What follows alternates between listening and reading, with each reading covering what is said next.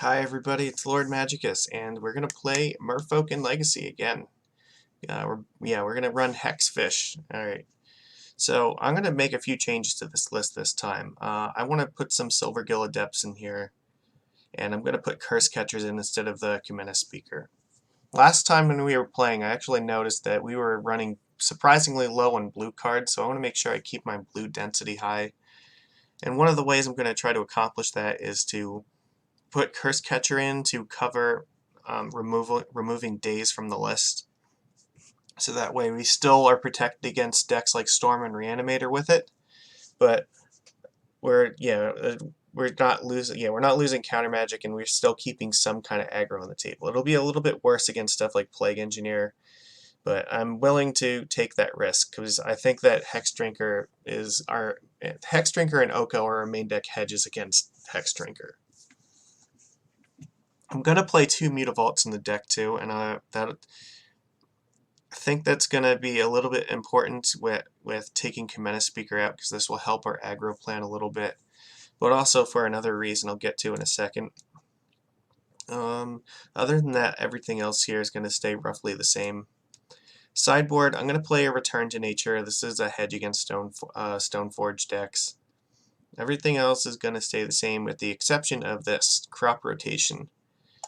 So I decided, you know what, let's try a different avenue of attack to see if we can fight against Merit Lodge a little bit differently. So I think what I would like to do with this is we can sideboard in Crop Rotation and Karakas against that deck, and effectively have 3 copies of Karakas against Merit Lodge. So this will let us at instant speed pay a green and sacrifice a land in order to get Karakas directly into play to bounce the Merit Lodge, and they can't give it protection from this. So I think that's gonna work. The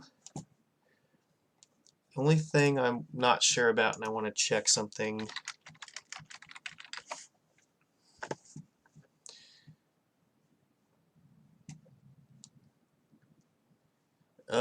The only thing that will get through this is if they have Giver of Runes, because they can give a creature protection from colorless, and Karakas is colorless, but against like most of the versions of that deck, I think this is going to be fine.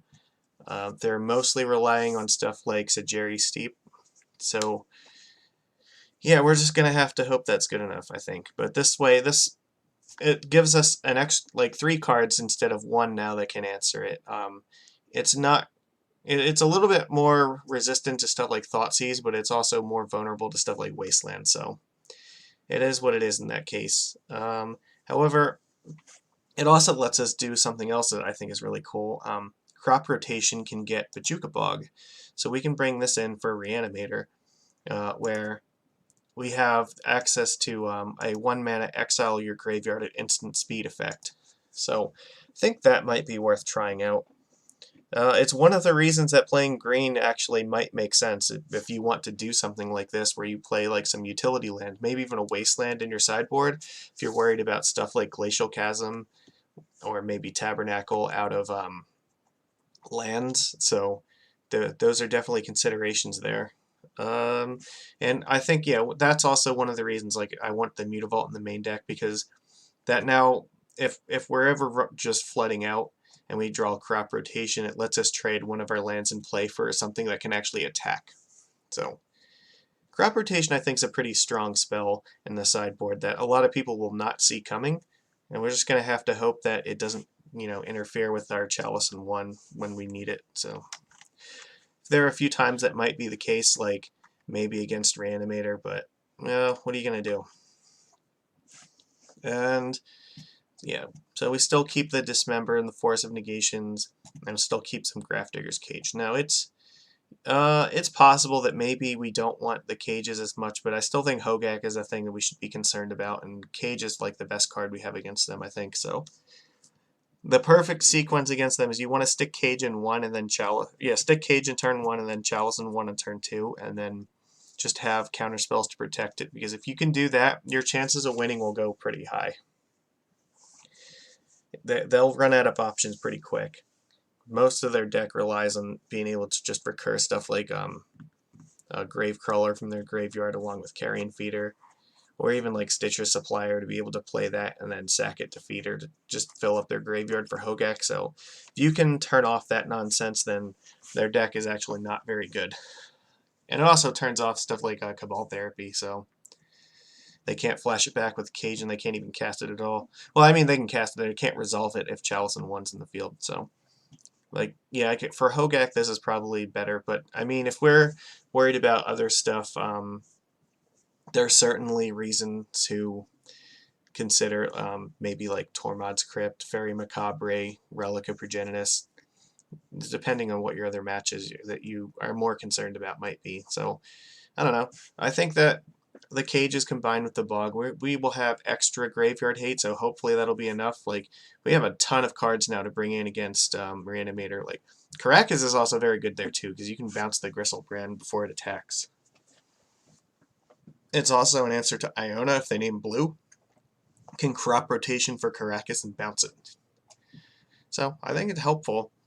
Yeah, and then, like I said, we keep one Return to Nature just in case we come up against, you know, like a Karn the Great Creator deck, or Stoneblade. This card's really good against both of them.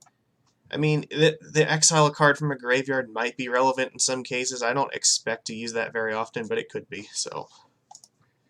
We also might be inclined to bring in crop rotation and like these two lands against the ad nauseum tendrils, because a lot of times their plan is relying on Past in Flames. Yeah, so if they go for like Past in Flames, and if you can crop rotation exile their graveyard in response to it, then you can maybe fizzle their Storm turn because of it. Whereas, Caracas is probably, I think it's a little bit more relevant against the Epic Storm, because their sideboard usually includes some number of Hope of Garapure. So this card's not useless there. It can keep them from being able to shut off your counter spells, which is definitely relevant. And in the worst case, like, it is a 1-mana spell, and we don't really like having 1-mana spells with Chalice, but at the same time, I think we might think about it. Depends. I don't know if I'm going to bring it in there, but I definitely want Veil of Summer against that deck for sure. Veil of Summer is insanely good. Any deck that's going to cast Thoughtseize or Duress, like, we want Veil of Summer. Or like Abrupt Decay, like, that's absolutely a blowout against them. They don't get to blow up your thing or take your card, and you get to redraw a card for free. That's pretty awesome. So, alright, let's just go try this. Maybe this might not work out. Like, this could be too much colorless mana to support some of them. It's like Oko in the sideboard, maybe. We'll find out. Maybe we don't have enough green sources. Can only play and try it. I tried doing some quick math on it. It looks like it should be fine, but we'll see. I mean, I don't anticipate, like, turn 3 jamming Oko in most cases. And it's a card that gets sided out against a lot of decks too, but we want it for like the fair decks. Like against Delver, it's probably very good. Probably not as good against something like Storm, so. We only learn how well cards perform based on whether, you know, we test them and find it out or not, so you gotta try it.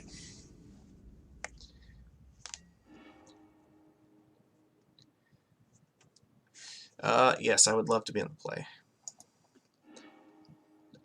You know what? I'm gonna keep this. This is maybe a little bit greedy, but we'll try it. We do have a backup turn 1 play in case something awful happens to Aether Vial. Oh, and I should mention, the reason that we're playing so much Legacy lately is because I have a 1K coming up next Saturday, and I really need to get testing for this so I know what I'm playing in paper.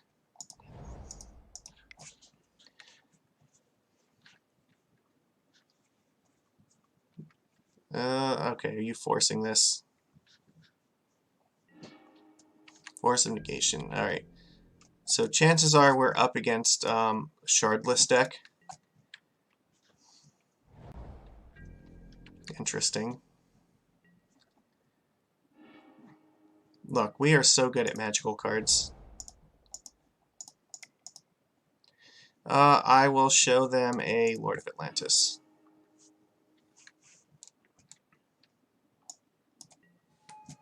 Get to draw a card. Great. That's a very good draw.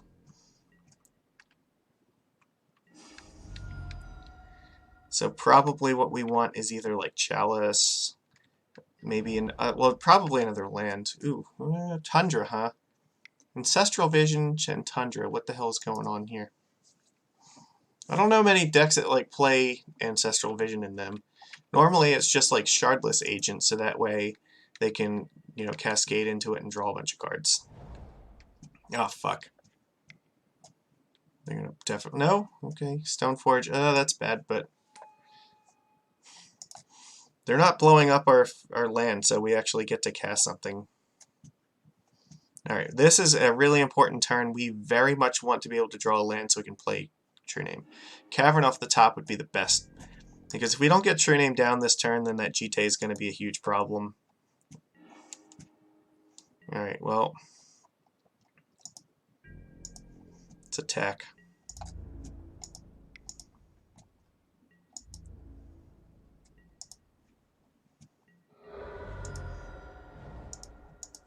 And I'm going to get another tropical island here just in... Like, I'm just hoping they don't have two wastelands.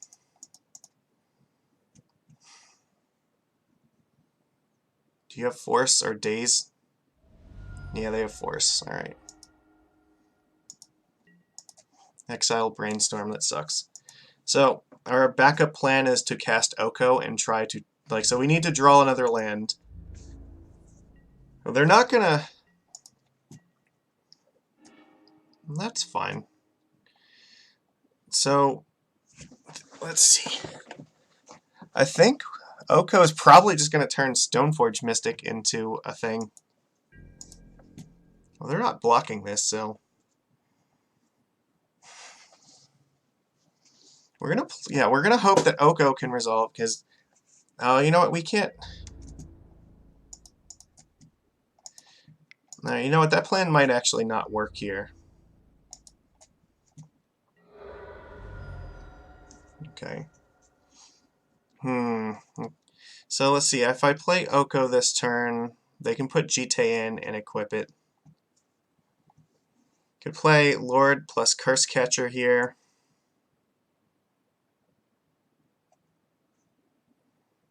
Yeah, because if I just play Oko right now, I can't... Elking this doesn't do anything, it just makes it a bigger target for the Jite. But they're probably not going to wasteland me. And even if they do, if we draw another land, it's fine. It's just... It's risky. If I put Oko in play this turn, maybe I just make a food and then just Elk it next turn. I think that actually makes the most sense, because then if they wasteland me, then I can still like play either this or like both of these guys next turn and Elk something. Yeah, I think I just have to do this.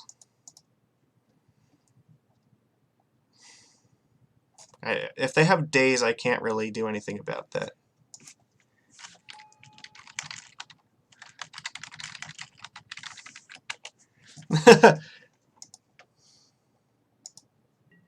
No! Oh my god.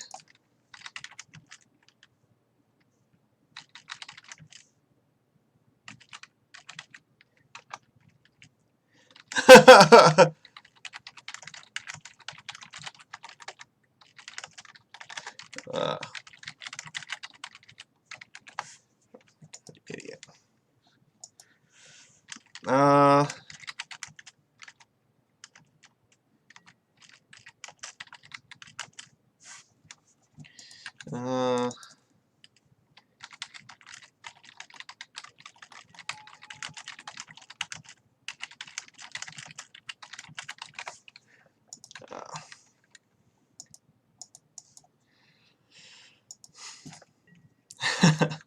I'm glad that our opponent is actually like into this at least.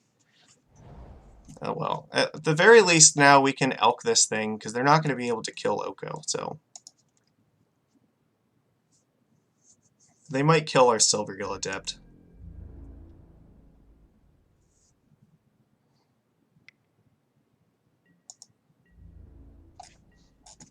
Yeah, so he's going to go to 3. So they probably blow up tropical islands at this point, yeah.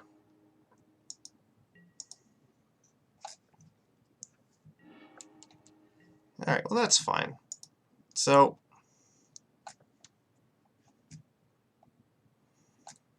yeah, I guess we just attack first, right? Give them the maximum chance to make a mistake. Yeah.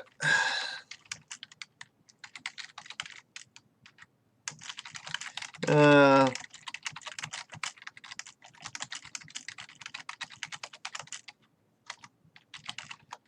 uh,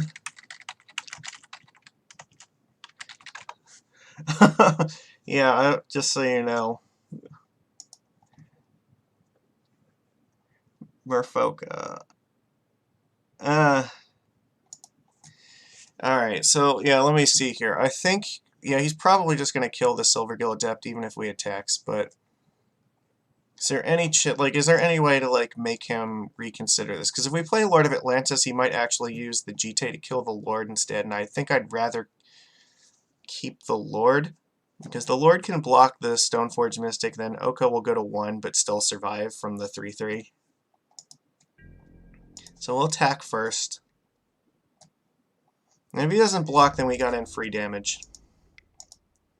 So we will elk the GT second main. Alright, good, excellent.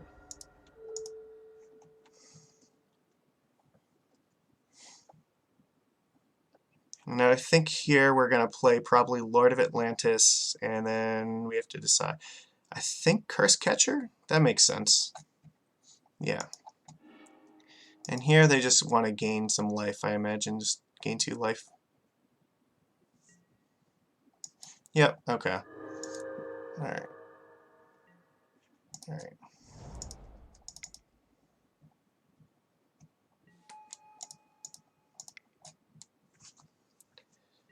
Alright, now we can pass. So, Oko's doing some work already, but we gotta pay attention because we missed ticking this up to 6. It should be at 6, and we should have food. That was a huge blunder. That could come back to bite us in the butt. If this thing attacks Oko, that's not a problem. And now I'm not gonna block. Well, that's good. That's also very good. So let's see. Snapcaster could theoretically be cast here. What do we want to do? So I don't think this is blocking. You might have like Swords to Plowshares. You know what? That would be terrible though. If he has like Batter Skull or something and he puts it into play with Stoneforge, we're gonna get blown out. Alright, so I think we do have to play this Lord first. We'll play the Lord, then how do we...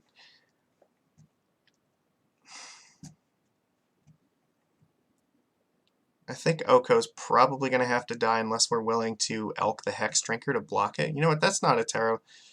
That's not the worst plan. The other option is we could make this a 4/4.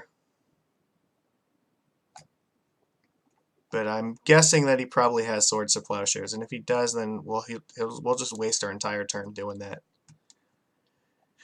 Okay, so let's just do this.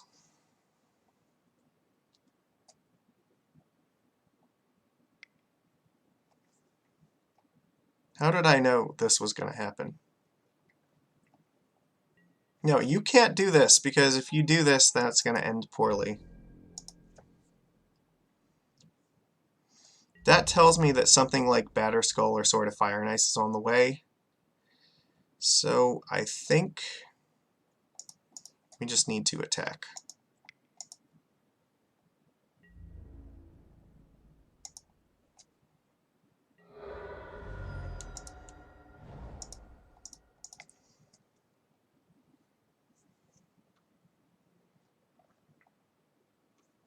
So here, I think if they kill Oko, that's actually okay.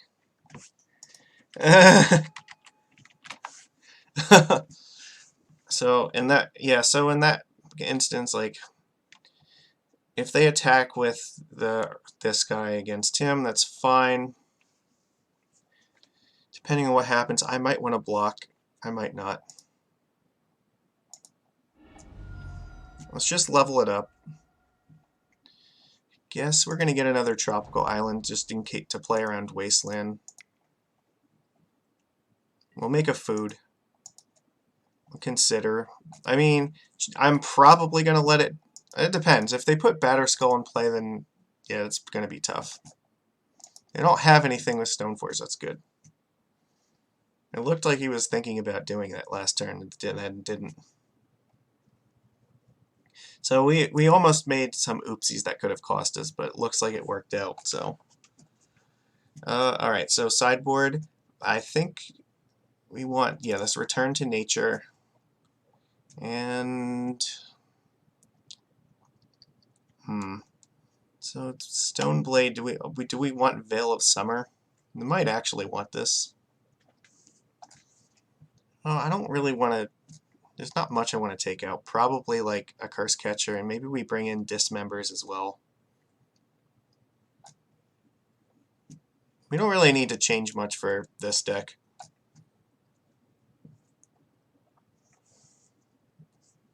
Veil of, because we're keeping Chalice in, like, this is a situation where Veil of Summer may not be the best. Because they're playing, like, it doesn't counter Swords to Plowshares, which is, whereas, like, it would counter a Fatal Push, so then it wouldn't be a big a deal if we didn't have, if we had, like, we wanted Chalice on one, but we also could counter black spells with it. This one, we want Chalice on one to counter stuff like Swords to Plowshares. Yeah, so definitely, I think, take out a Curse Catcher. They're not super great here. The Trickster is important. Do we want Dismember? Probably. What do we take out for Dismember? Maybe we do just want a Veil of Summer, though. It might just be better than Curse Catcher.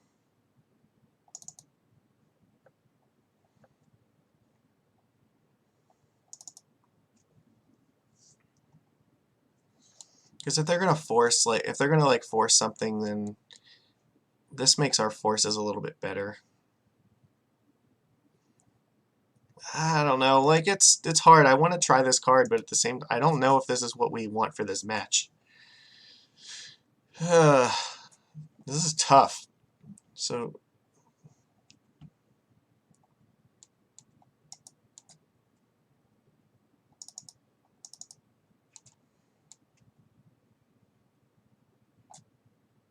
definitely want Oko, so you know what? They're playing Wastelands too, which is going to make this a problem. I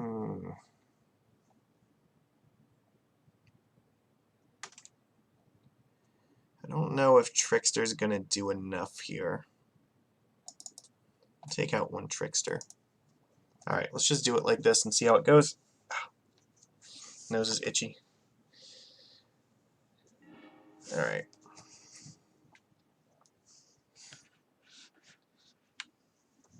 Yeah, this is, with all the new sideboard stuff, it's hard to say. I think this is a perfectly fine hand. We're going to get Island, and then try to jam Chalice on one.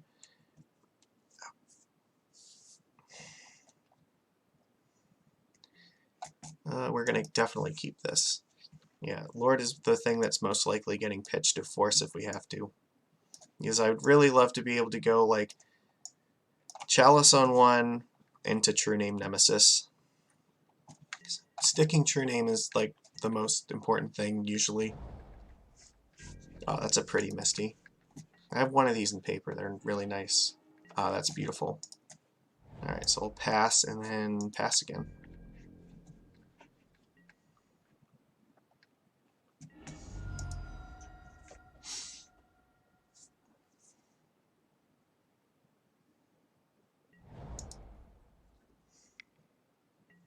Sure.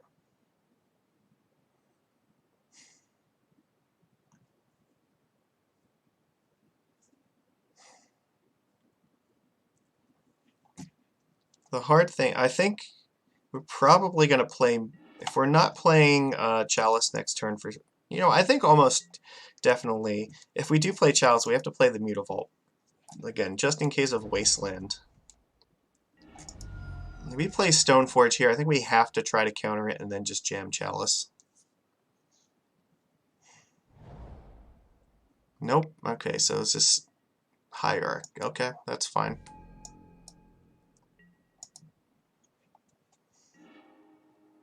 That's a very good one. Okay, so at this point, it doesn't really... I think we still want to get the basic island, play Chalice, and hope that's fine.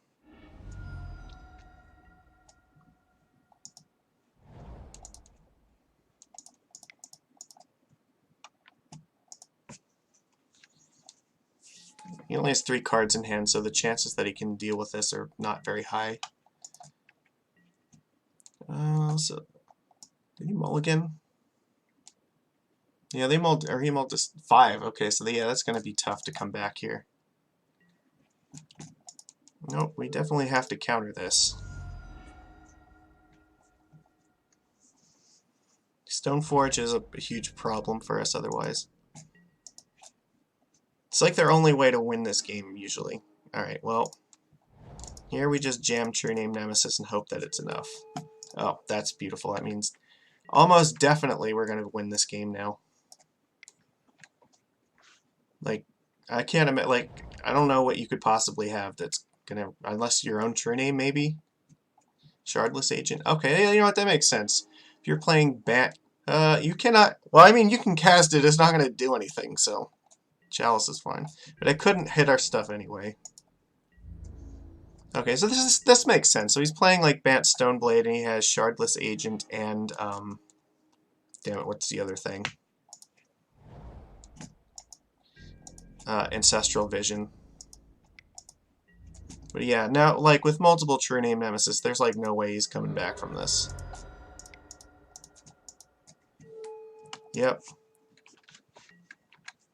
I might hold. I don't know. Like they're not gonna play Terminus in this deck. It's no, that just not Miracle. Okay, and Vision like gives us every incentive to just jam this and kill him quickly. I don't want him drawing a bunch of cards. So let's attack for 6. Because then True Name just kills him next turn. Because we'll attack for 9. This is just one of those games where they mulliganed and like we're just absolutely taking advantage of it. Like that's a ridiculous draw for us. Super punishing to them. I can't imagine what he can do against this with just 2 cards. You can't play Council's Judgment and kill enough of... Like, if you could play, like, a land, you could kill one of them, maybe, but, yeah. Yeah, good games, opponent. Like, there was not really much you could do about this, I think. It was just too much. Alright, well, we crushed Bant Stoneblade. I think Hex Drinker was actually pretty good there, and Oko did something relevant, too. Shutting off Jite was really important. He kind of scared me with, like, maybe, you know, pretending to have Batterskull, but I think because we had Island Walk Lords, like, there was no reason to really be that afraid of it. Because also, like, the worst case scenario for us, like, okay, you put Batterskull in play and find a way to, like, block one of these things, I'm just going to elk the Batterskull, and then you never get it back, so... Oko was really good. So it was a good start for green. See if we can make this... yeah, I'll be on the play. Yeah, let's see if we can make it a 5-0. That would be nice. His hand is awful. This is much better. We'll keep this, and... guess we're going to put Mutavault in the bottom. Alright. Curse Catcher, we'll go Chalice on next turn, and hope that this is a deck where Chalice in 1 is good. If it's not, we'll just jam Silvergill Adept. Alright, yeah, this looks like a Chalice on 1 for sure. Okay, can't... no, thank you.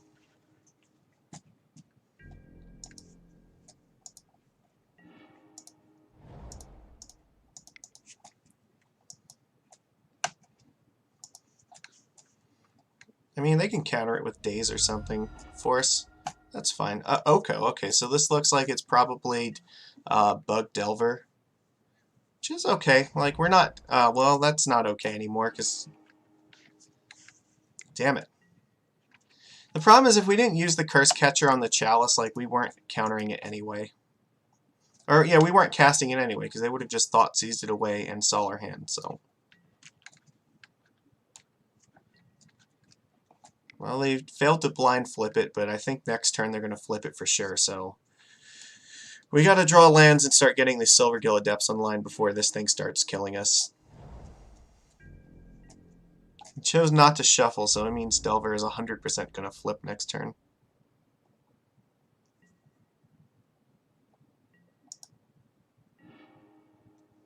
It's too late for this.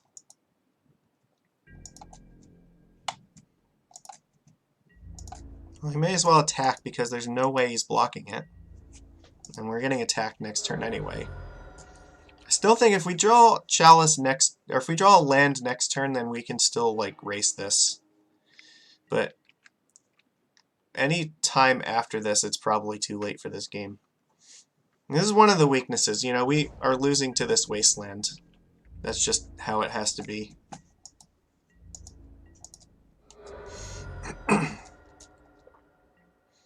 This is... Oh my god, no, we're doomed. I guess maybe I should have just got rid of, like, a Silvergill Adept, but I don't know, I think we kept, like, 2 lands and, like, 3 creatures and a Chalice. Like, that's fine most of the time. I don't know. Maybe we just needed to keep Muta. That could have been more important. But then, like, the problem is if we don't keep both of the Silvergill Adepts, then, like, we can't curve our hand at all. Like, if he just plays, like, Oko, like, yeah, I don't know how we come back from this without drawing land. Yep. Like, now we're just losing. Now these Chalices don't do anything.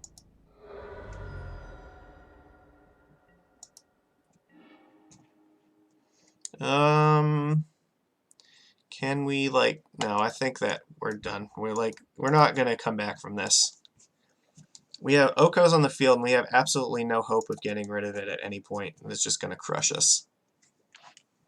We got mana screwed, that's alright. We're going to bring in the Veil of Summers, we'll bring in Dismember, and I guess Curse Catcher's not that good here. I guess it counters like Thoughtseize sometimes. But honestly, it's probably the weak link in this deck. Because they're going to bring in Plague Engineer too, which is terrible for that. The rest of these I think are okay. Like, I don't really want these cards. I think that these are fine. Hex Drinker can help us diversify a little bit. So that if they name Merfolk, at least, you know, we have stuff that we can play against it. I guess we keep this.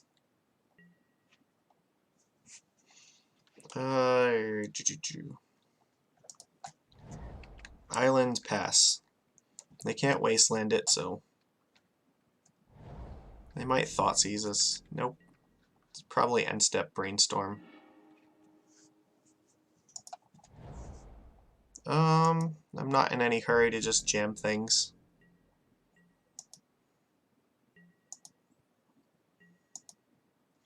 It looks like maybe they need land.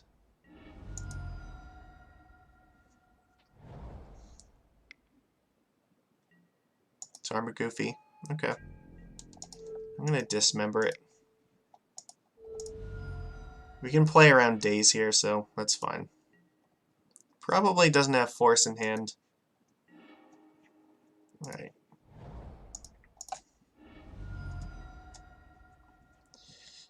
I'm gonna get basic island here just so that Wasteland doesn't kill us. We'll play Lord of Atlantis. Yeah, they're not countering it, so. Now we have pressure on the board and they don't. Well, you can eat the Mutavault. Plague Engineer. How did I know that was happening? So I think we're just going to play probably Master of the Pearl Trident in order to play around Maelstrom Pulse. Shocking! He chose Merfolk! So that's actually a pretty good draw.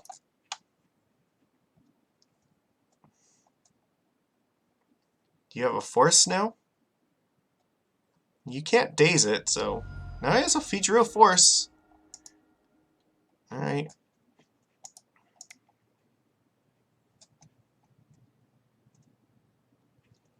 Okay, do you want to daze this? Alright, it's fine. Figured you had it in hand, so no attacks. Now if they like fatal push us, and then we're in trouble. The Unifault's like probably never attacking. What's this? You tap wrong for the... You playing Oko? Is that what's going on? Yeah, that looks like Oko. I think if we draw another land here, we're actually not in a terrible spot. Well, that's pretty terrible. I really do not want to play Trini. Alright, so I think what I'm going to do is I'm going to attack with Lord of Atlantis, and if he blocks with the Plague Engineer, I'm just going to...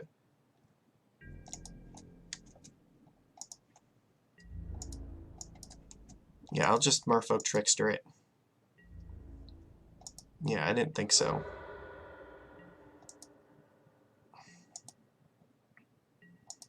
Like, there's no way this Plague Engineer is attacking us. Because then Trickster can actually eat it.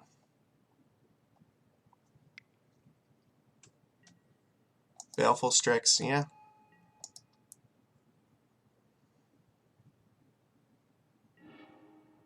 Yep. Yeah, I know you're not attacking with Engineer.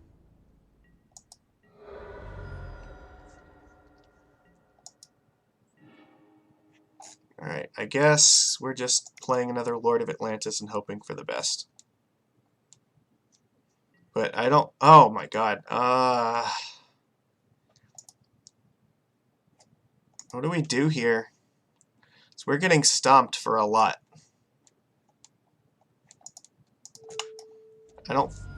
I don't see any reality in which this true name is getting cast, and we need to have this Lord of Atlantis in play. Attacking Oko does not seem like a winning plan, but at the same... So I guess... It's terrible, but I'm attacking him. If he turns like a Lord, he might turn this into a 3/3, and then that's gonna suck. But I don't think that we're in trouble here for sure. The combination of Wasteland and all like the counterspells and removal is just a little bit much. We don't have a good way to play around it.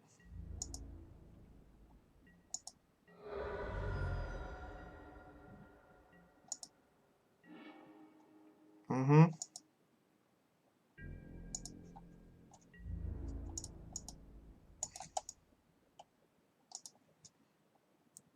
Ugh. How do we do this?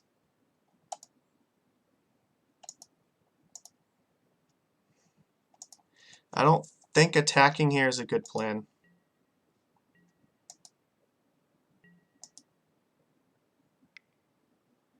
Yeah, that's what I thought. Yeah, I think we're pretty much sunk at this point. Like, I don't see any way.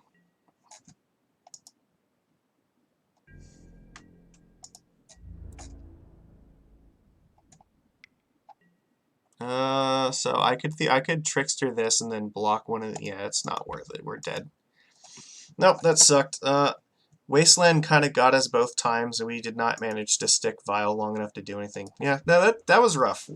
We did not have, like, Veil of Summer or anything, so...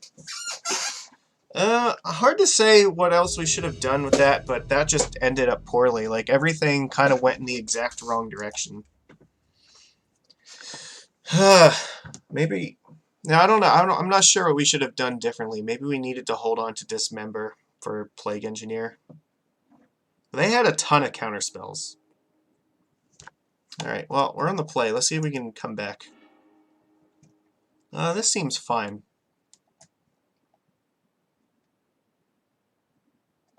Yeah, I'm going to keep this, and I think I'm going to get Basic Island. play Aether Vial.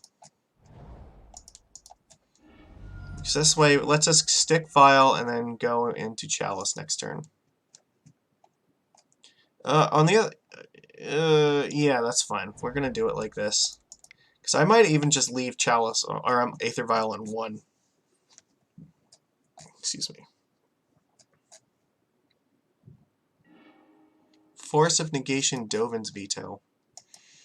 Okay, then chances are next turn I might actually just play 2 Aether Vials.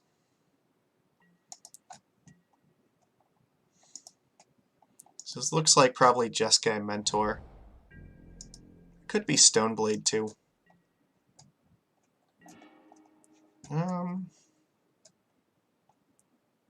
So do I want... I think here I'll get Flooded... or... Let's play Vial. Alright. We can get Tropical Islands and we'll play another Aether Vial.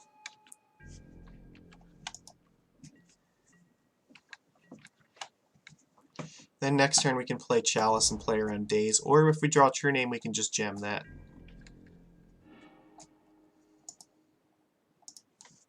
Okay, so take them both up.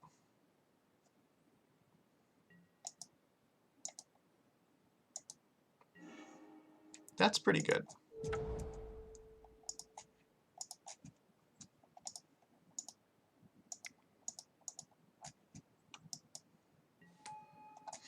Chalice on 1, that should help a little bit. Next turn we can tick up a Vial.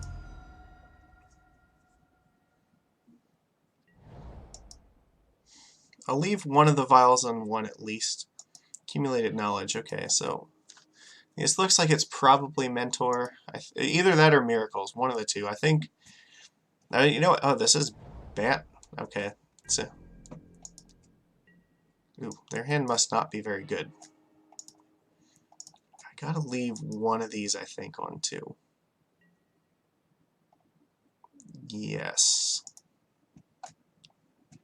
Do I put... No, I'm gonna leave this on 1. Oh, that's fine.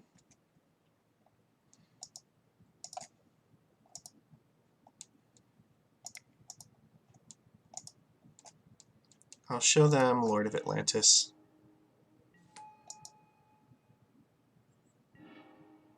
Ah, that's great. We can jam that next turn with impunity. I still don't know if this is a match where I should be concerned about Terminus or not. This could still... I think this could still be Miracle, so we may not want to overcommit too much. However, this Chalice in 1's probably very good. Let's see.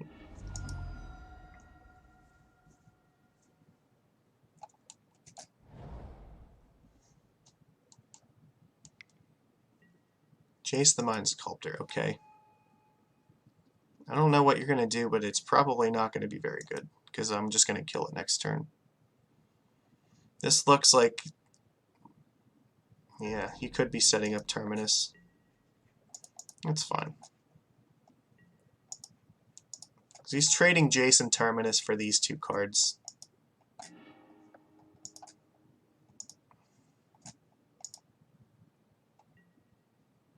Nope. And... no. Okay.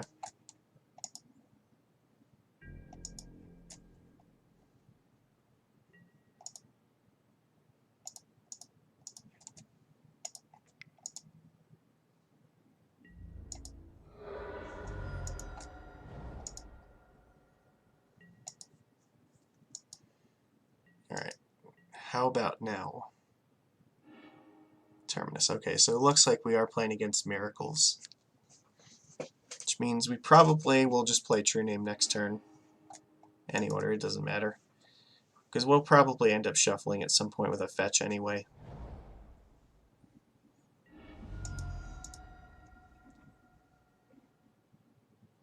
I may not play this Master just yet. They play another Jace. You know what? If they're playing another Jace, I probably need to, like, attack it.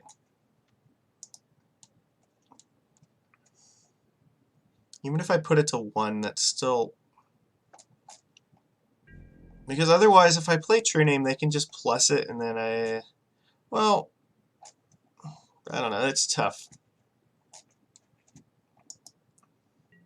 They have 5 cards in hand. I'm just worried if they have, like, Snapcaster Mage. I guess I'm going to put this Lord in play. I want to try to save this if I can.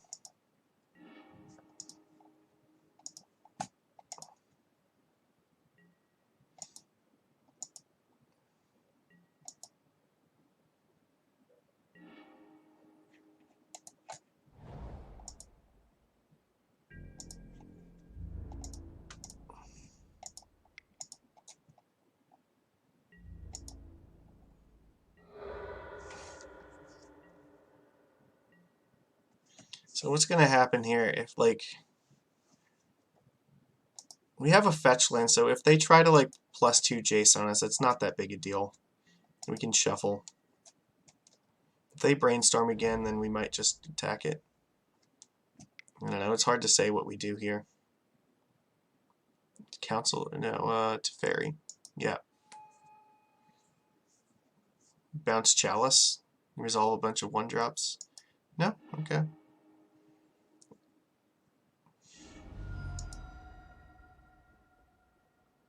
Now I think I'm forced to commit this. Oh, they're going to put Terminus on top. Fuck.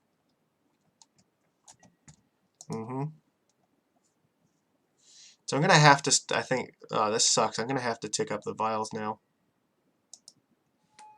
Okay, so this is like the Bant Super Friends deck. I gotcha. I'm only somewhat familiar with this, which means, yeah, without another counterspell, like, oh, fuck. No, I think we got to tick these up to 2 and 3 now. If we draw Hex Drinker, it's going to suck, but that's just how it has to be.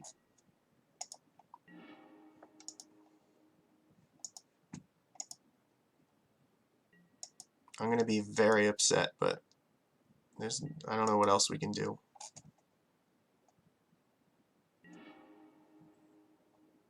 That doesn't really do anything.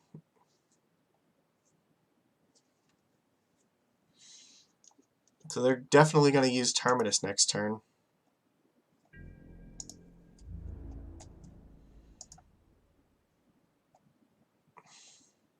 I think I have to attack Teferi because I don't want him bouncing my vials. But Oak, you know what? Oko can just elk them anyway, so does it even matter? Yeah, I guess, because we want to be able to play Force of Will. Honestly, now that they have 3 Planeswalkers in play and a Terminus in hand, like, there's no way we can win.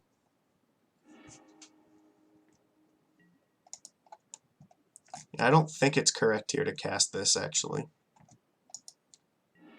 I don't... Why? Can you put it on top again? Like... If you saw me tick this up to 3, you have to know that, like, True Name is a thing. So what's your plan to deal with it?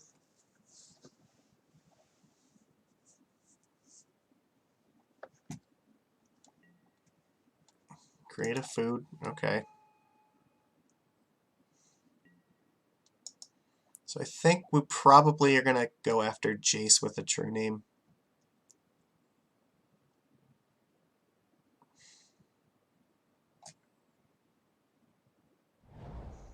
Oh, fuck. Yeah, they probably have another Sanctuary now.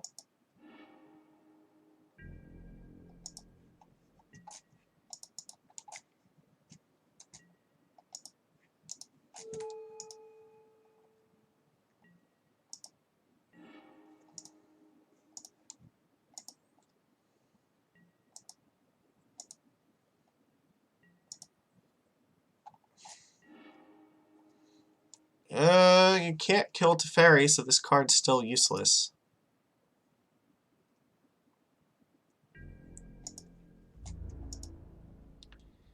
I guess Jace is the only one we can kill, and it denies them more cards.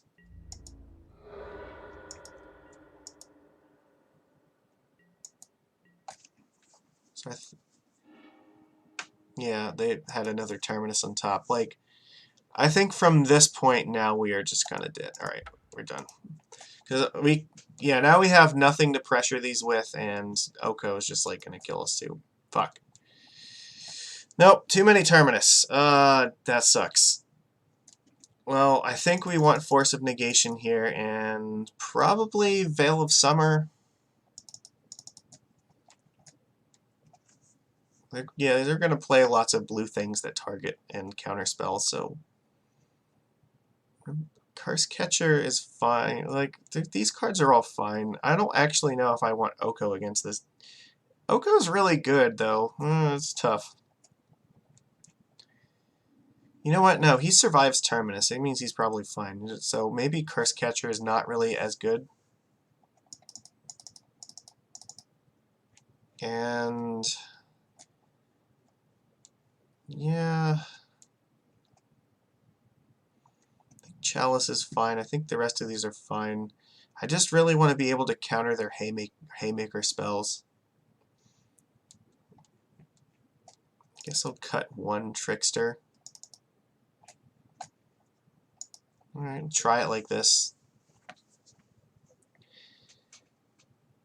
Force of Negation is also particularly effective against Mystic Sanctuary, because it exiles the spell so they can't get it back. I think I'm going to keep this. I don't know if this is good. Alright, we're going to try. Because they're not a Wasteland deck. I don't think so, anyway. And if they force Vial, that's actually okay, because we'll just play another one next turn. This is a game that goes on for a while, so we have time.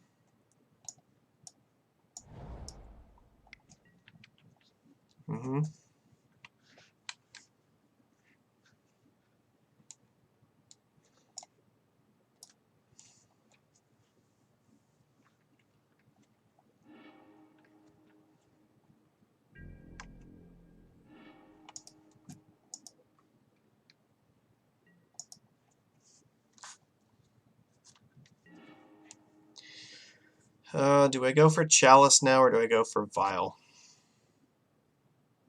If I go for a Chalice, like, I'm very... I think it's still too... I might want to give it another turn, because, like, I don't have a good way of, like, protecting it.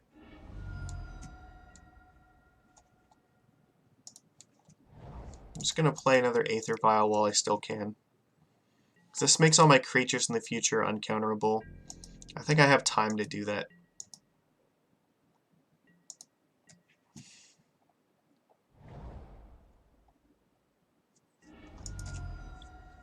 Okay. We got 2 islands, that's fine. Sure. We just want to draw more blue cards so that we can keep our forces alive.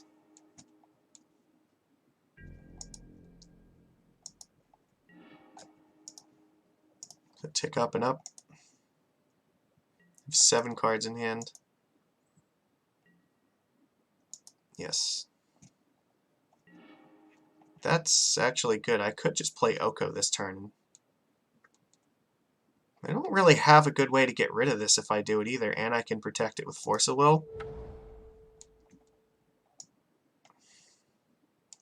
You know what? No, they're actually... We should play Chalice first, because they might have... Okay, so let me think about this.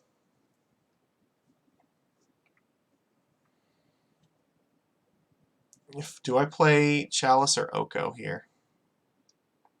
They probably have Force in their hand, right? Do they have 2 forces, though? I'm going to play Chalice first. Because I don't want them to have Red Elemental Blast to kill this. I don't know if they're playing Jeskai, but I certainly don't want to take the chance. I should have also tapped the Cavern of Souls, too. That was a mistake.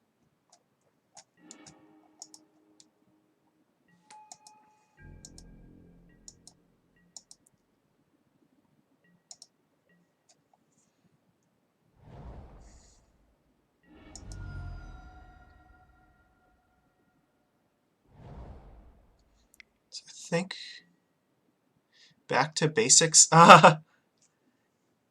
What's gonna happen here? Like, are they just gonna force me back and then I'm screwed?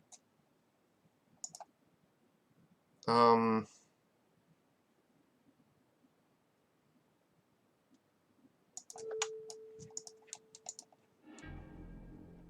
Yeah, I think that was important to counter. So they obviously don't have a force in their hand or they would have countered that. So I think Oko is likely to resolve. We're not going to tick these up yet.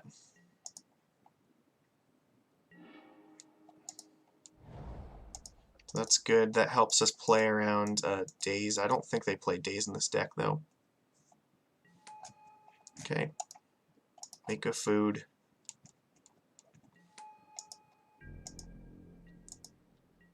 They might have Council's Judgment. That could get rid of this. I gotta protect this if I can. Alright. So no like Teferi. Okay, I don't know why you did that. Yeah, one of these artifacts is actually relevant. Just concede. Okay, well... Okay, I don't think that you should have conceded. You have plenty of time to, like, do something about that. So we're on the draw here. Back to basics is something that we should be concerned about, though. Okay, so let's not overfetch tropical islands because they might do that.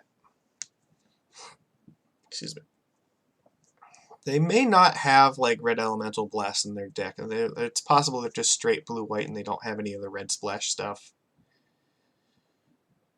Return to Nature could kill it, but they don't really have much else that I want to kill with that. I think, like, I really want to keep these Hex Drinkers in because I think that they're actually pretty good. We can get them leveled up, like, they're very significant threats.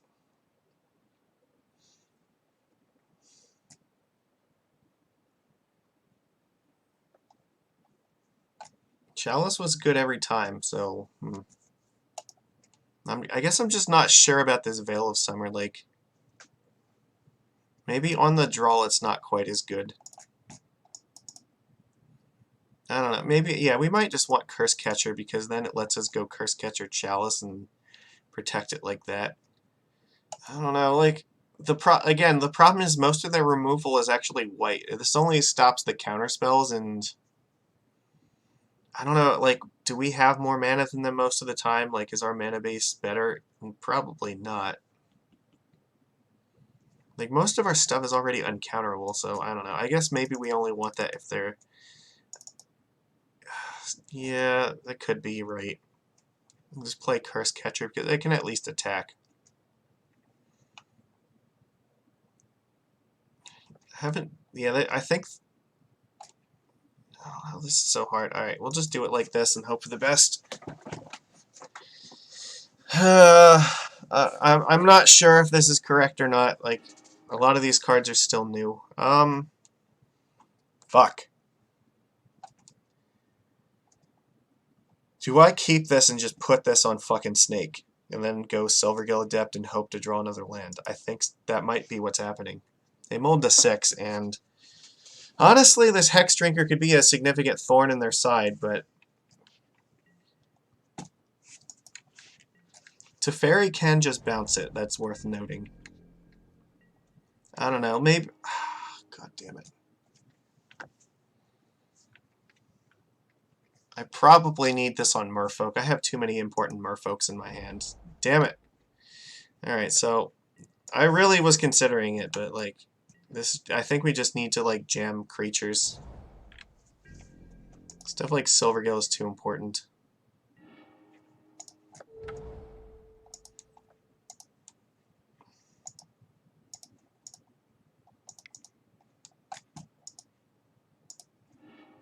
I'm not showing them True Name, obviously. This might be a matchup where maybe we just don't need Hex Drinker. Maybe the Curse Catchers are just better. Like, in the late game, these might be fine. I don't know, like, this is another late game deck where we want Chalice in 1, so it's hard to say. We have 2 forces now and a true name. This is looking up. Like, I think we might be okay here.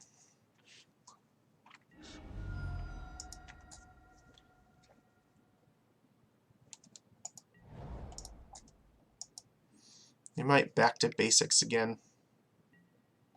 Okay, sure, I'm not countering that. That's not a good sign. Like, they might just be trying to burn 1-mana spells, or maybe, I don't know, that's hard to say. Is this a sign of weakness or not? Like, they might back to basics just to try to eat this thing. Oko, no, we cannot let that happen.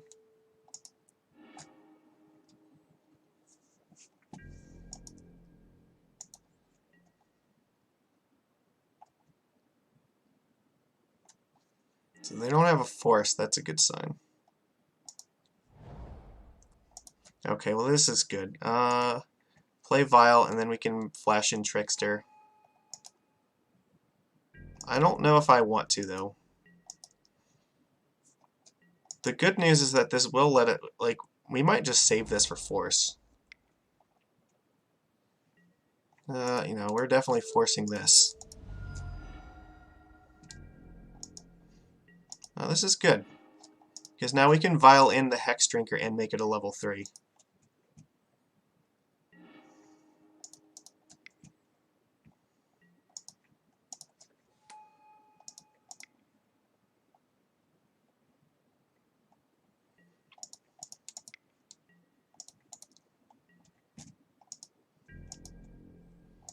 So it's got protection from Swords to Plowshares now.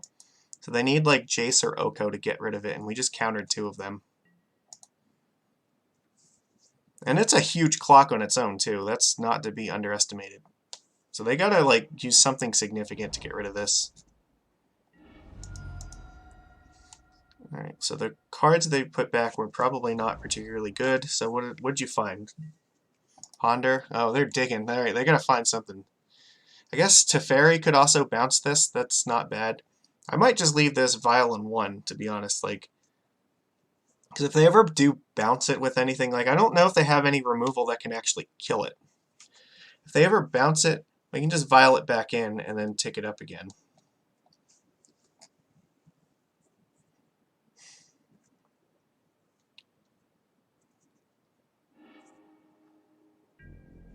Okay, so it looks to me like either their hand is really bad or they found like a Jace or something they couldn't cast. I'm not going to tick it up. Oh, that's very good.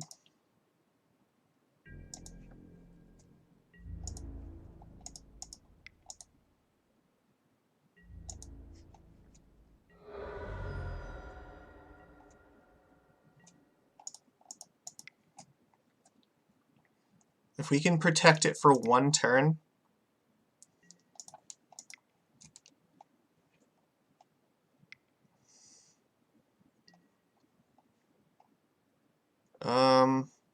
so I'm assuming this means they have Terminus on top. So I'm assuming, yeah, if we just force this Terminus, then they probably are in a lot of trouble.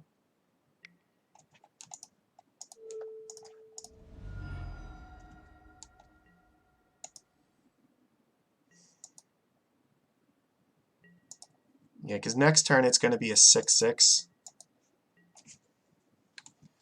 So do you have an answer to this thing?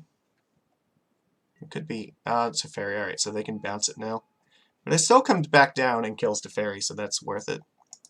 But they don't have a choice, like, this is all they can really accomplish at this point. Yep, Astrolabe. And they used a Terminus already, they don't have any more Fed. They're at 2 cards in hand, and they're just like... that one. So their last card is a random card, probably. And then they're just gonna... alright, we'll see. If they shuffle, then that means we're probably in very good spot here. Not to shuffle, okay, so... it's okay. I'm not that worried about it just yet.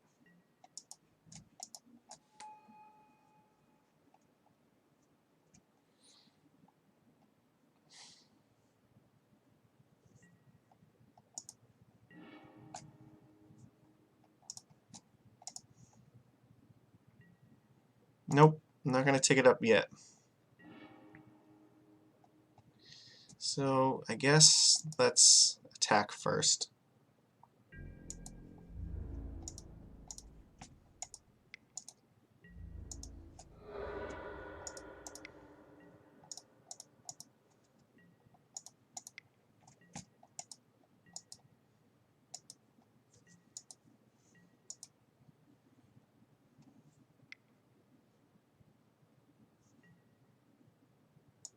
Whew, alright.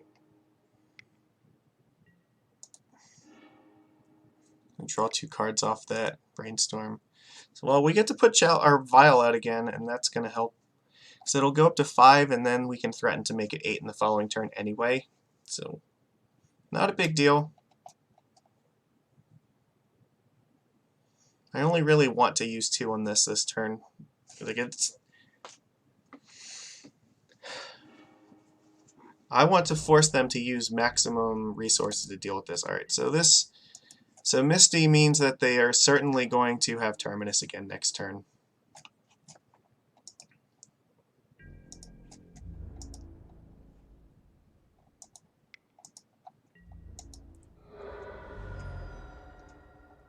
Right. Yeah, they'll fetch out the that and put Terminus on top. That's fine. I can't cast this actually, but I don't think we have much of a choice at the moment.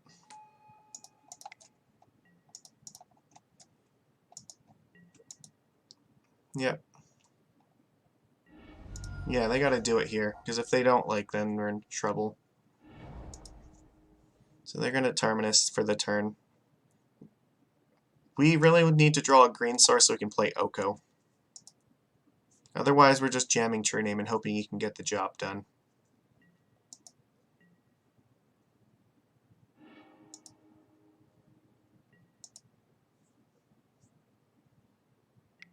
Yeah, that's fine. I haven't seen them cast Supreme Verdict at all yet. That's worth noting. Please no more fetch lands, because if fetch lands mean that True Name is going to be terrible. Okay, well that's a good sign. Here I think is where we want Oko to really come out and start doing stuff, because he can play through all this nonsense. So their options are either True Name or Silvergill Adept. I think here I'm just going to jam True Name. So I'm going to Vial and Silvergill next turn.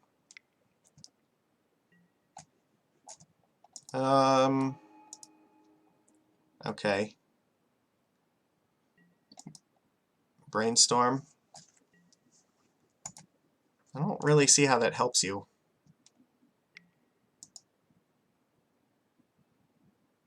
I mean, I guess you get to Brainstorm, so if you have another Terminus in your hands, that will do the job.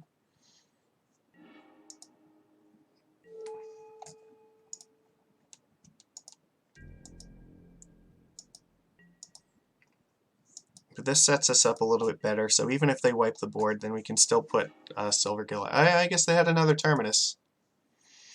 Never do they not have it. Alright.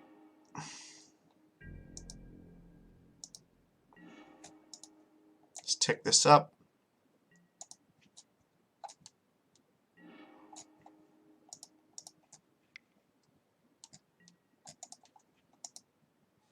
See if we can draw a fetch land. Perfect. Get us a Trop. And we will tap this and these two in case of a back to basics. No, oh my god, no.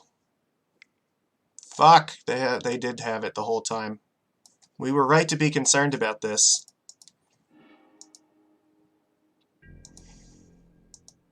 Well, I could not play around it at that point. We just had to jam it and hope for the best.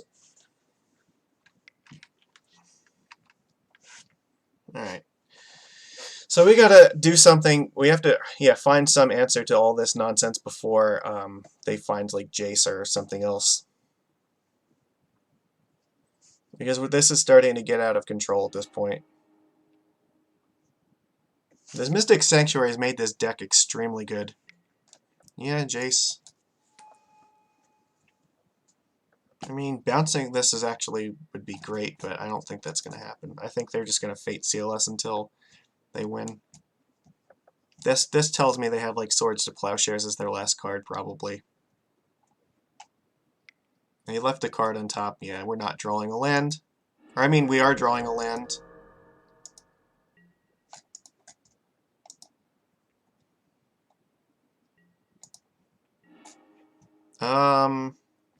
That was interesting. Okay, so I guess we're gonna play Chalice in 1. Pass. Well, this is not good because Jace is still on the board and we don't have a way to deal with it yet. Yeah. However, a lot of all their cantrips are shut off now too. Oh, that was a sick draw. Now they have like a bajillion cards. Alright, well, we're falling behind here. Damn it. We started this league so well, and now it's just going to shit. Alright, well, maybe they knew that this was on top because they put it there with Jace, so that's why they left it there. Alright, now we need to have something now.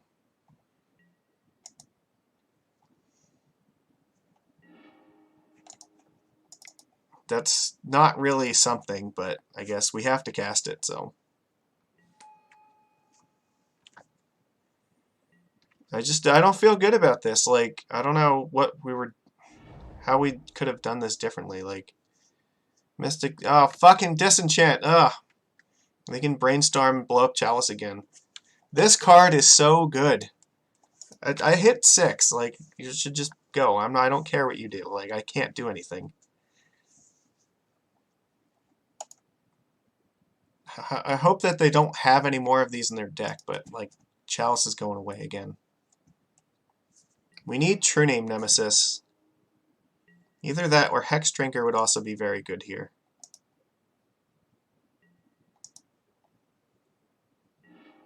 Fucking hell! I keep drawing Chalices. That's the 3rd one in a row. It just really does not want them to cast spells. So what do they have in their hand? Containment Priest? Okay, so Vial is turned offline.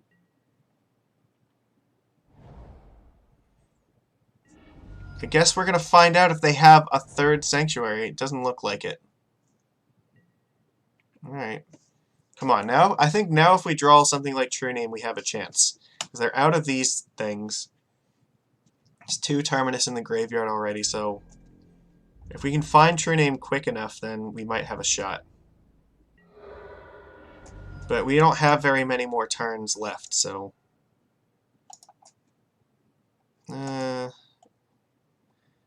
That's fine.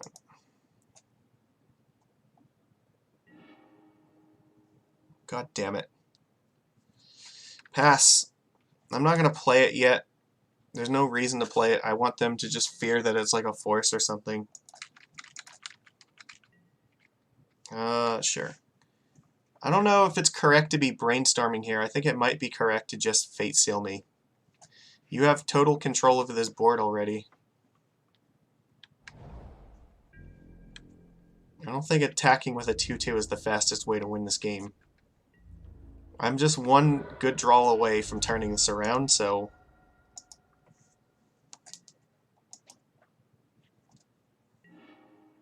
That's not a bad one. Alright.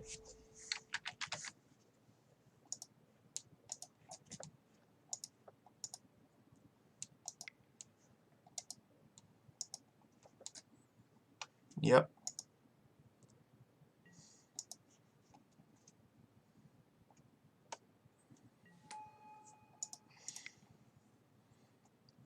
So they can just keep bouncing it with Jace. But that means Jace is going to have to tick down to do that. So they don't get to keep drawing more cards.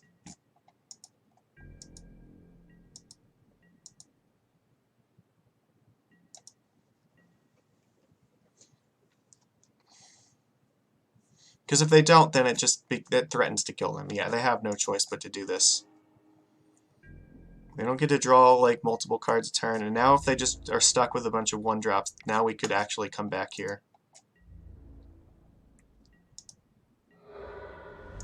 Alright, come on. True name Nemesis. We need you. Didn't I say always no to that?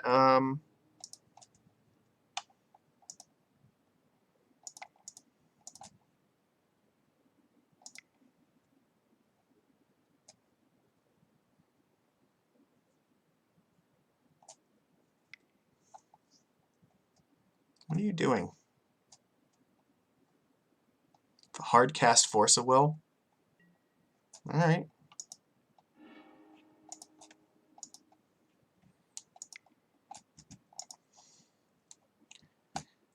So they still can't Swords to Plowshares this thing because I still have the Chalice in one. So it's not really relevant that it's not a level 3, I think.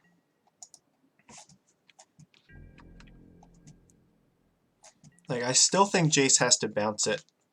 Because I don't know what else they could have to deal with it. Unless they find another Terminus.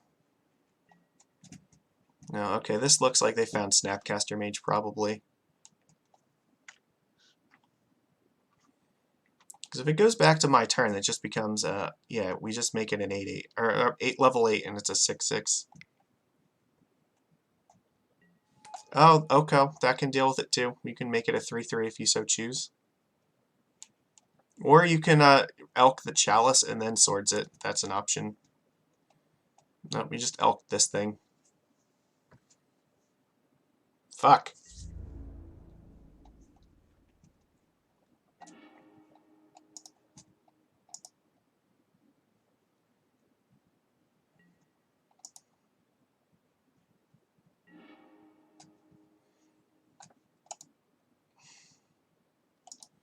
So, do I attack him? If I attack him, he goes to 4, but like you can just keep gaining life with this each turn. I think the correct thing to do is probably attack Jace, and then we'll play Master of the Pearl Trident, and then he's got to be afraid that we're going to draw something. Because I need to stop him from drawing multiple cards a turn. Yeah. What I really need is a True Name Nemesis. Like that's the card that turns this around. If you chump block this, this is actually good, but I don't think that's going to happen. That would be fantastic. Alright, so this turn, Oko's probably going to Elk the Astrolabe. But now I can Violin Master of the Pearl Trident.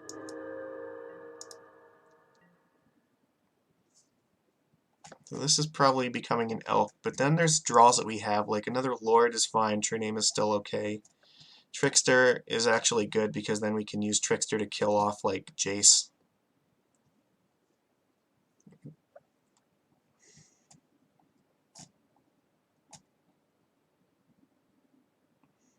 If he just makes a food token, that's also fine because then we can just kill Jace.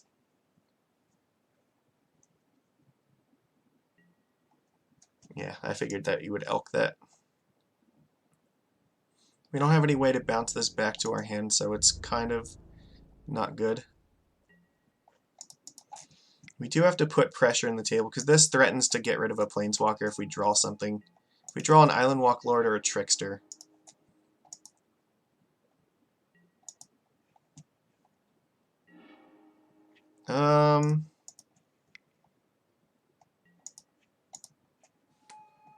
Let's see, can we draw it? That will actually do something. What are the odds that you have another, like...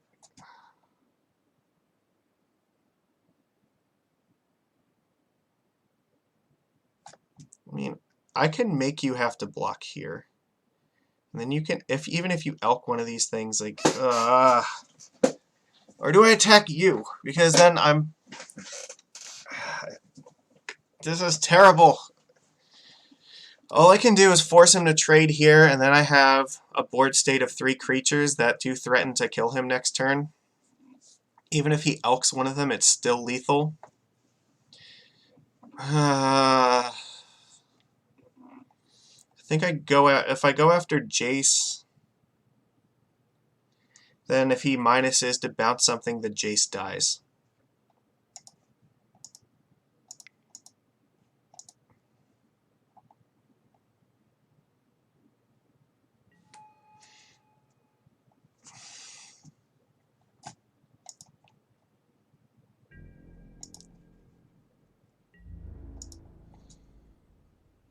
I think I'm going after this, and I think if I go after his life total here, he's still in a lot of danger too. Like if he trades, that's not really bad. Yeah, I could force him to trade if he wants to keep Jace. I think that's the right thing to do.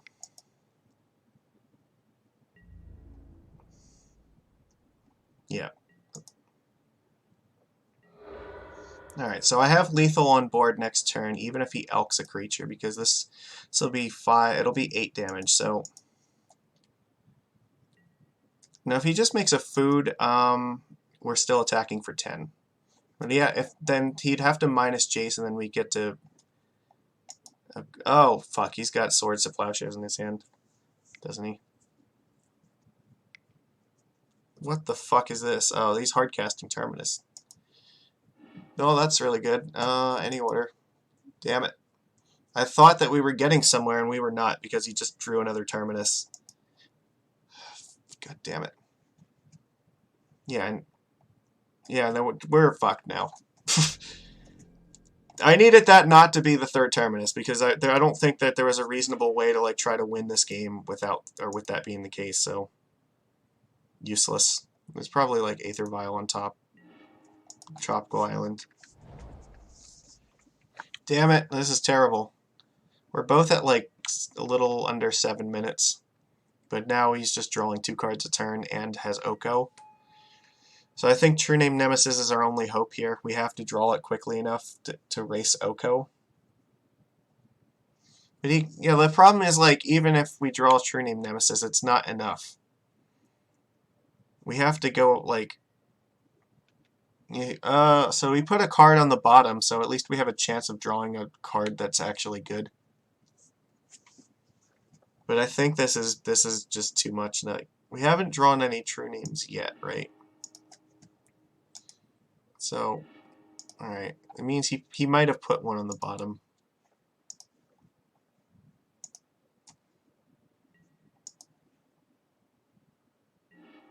Hex Drinker is not the worst, but it's still not helping.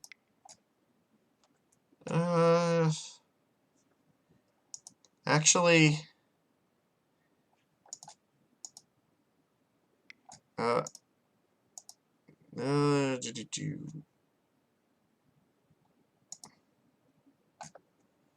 my god, no, I did not mean to do that. Oh, that was a stupid mistake. I did not... I thought I tapped it for blue. I wanted to make him think that I was debating casting a creature to not tell him that I was doing this. Alright, this is a shame concede. Yeah, no, that's shame concede. Fuck that. So the plan was I wanted to wait another turn so I could draw a land and make it like that was the game. Oh my god, that was such a fucking blunder. Now so I wanted to be able to draw like, alright, so I'm assuming he'd scry that to the bottom. Like that wouldn't have been terrible, but I needed to try to get another land so that way I could play this and then try to get or wait until I had 8 mana to make it a 6/6 protection from everything. And I realized I did not have enough when I did it, so when I tapped this cavern, like, I immediately realized that I just basically told him I had Hex Drinker. So what I wanted to do is actually pretend to tap different lands, like I was debating to casting a different creature that I meant to tap this one instead, and then was going to think better of it. I didn't want him to know for a fact that I had this in my hand, but then I just fucked up. Yeah, and I did not realize I tapped that for green. My intention was to like tap this for blue and then make it look like I was going to cast a spell by tapping this, and then choose to not do it, and then that way then we could just hold on for a few turns, because then even if he scries lands to the top of our deck with Jace, or if he Fate Seals them there, that actually helps us because it gets us to the the requisite 9 lands that we need in order to make this a 6/6 right away. I mean, it probably was like not going to work out anyway because he got rid of the Chalice, so like a Swords to Plowshares was just going to end it. He has 6 cards in hand, but that was such a mistake. Oh my god. What? This is a disaster so far. We won our first game and then we found a way to just like piss away the next. We had an okay match against that deck, but it's just not quite there. Like maybe Hex, I don't know. See, like I think Hex Drinker is actually fine against this deck, but I'm not sure. Like there's too many fucking Terminuses. Like we need like Relic of Progenitus in the sideboard for this or something like that. Yeah, I'm not sure. Like the Mystic Sanctuaries putting Terminus on top are too much to deal with. That's really kind of what it came down to. Like he cast like 4 Terminuses that game, I think. So maybe like, or it might have even been 5, and that was too much to combat. So I think we need some kind of like exile cards from a graveyard hate if we're gonna face like Mystic Sanctuary decks. And Relic is probably fine for that, but yeah, I don't know. That's rough. Crypt is okay. I mean, it's sort of fine. Like it. The reason I would consider that is it gets around our Chalice. I mean, Fairy Macabre could also be the card we want. It's hard. I don't know. Maybe that's another reason we should have brought in Return to Nature, like because that can actually sort of counter that. The Mystic Sanctuary. That's still like a 2-for-1 against us because they're just getting like we're only denying them a card off of the land that they're drawing. That's terrible. Yeah, I don't know what the right way to approach that is, but we're definitely like we need to do something differently against that because the recursion of that is just a huge like flaw in this design. We're vulnerable to it, and I don't like that. I'm not sure how yet, but somehow we have to change that. Oh my god, what a disaster. I am so sorry like to our first opponent. Like I feel like we've just been pissing this league away and I wanted to win to make everybody make everyone proud in this and it's just not happening today. And now we're stuck in this queue waiting for a match for forever. Ugh. All right. Let's see if we can like fix this. I don't know.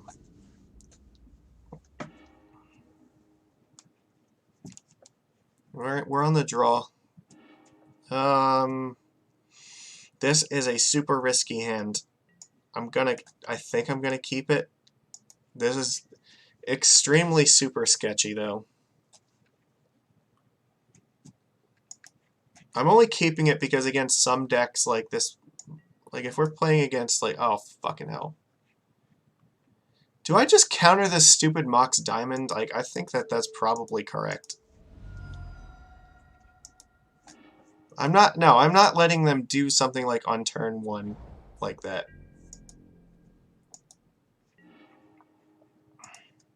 That was actually not a bad draw.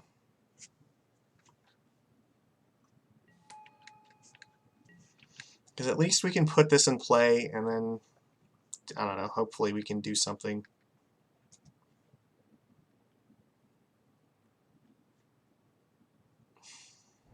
Probably. Oh, port. Well, that's bad because now that means we're never using this land. So it looks like we're up against lands.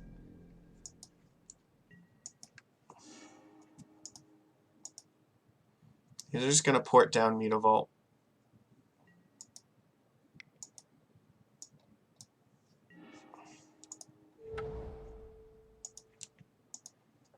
That's fine. Well, okay, so that's actually not fine.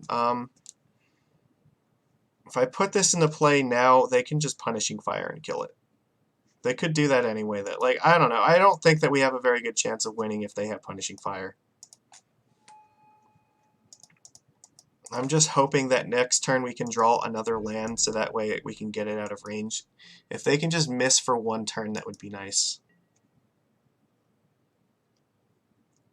But if they have it in hand, like, we're dead anyway. This is not a very threat-heavy hand, I think.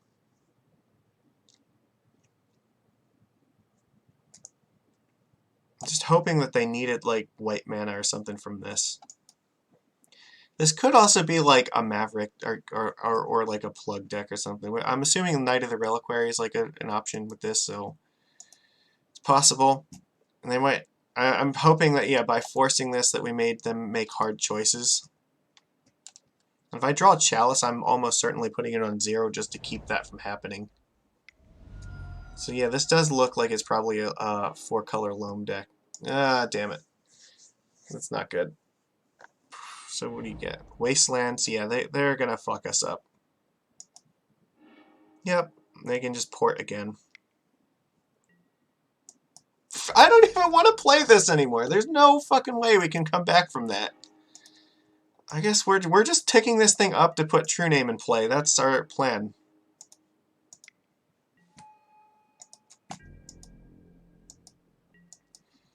I can't even play this Hex Drinker because of the punishing. Well, they don't have... Never fucking mind. Of course they have it! Why would they not have it? Ah, alright. Yes and yes.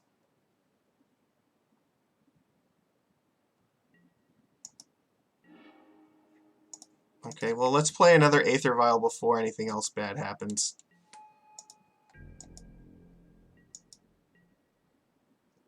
Okay, the Croson Grip is a sideboard card if it's like one of those decks, so...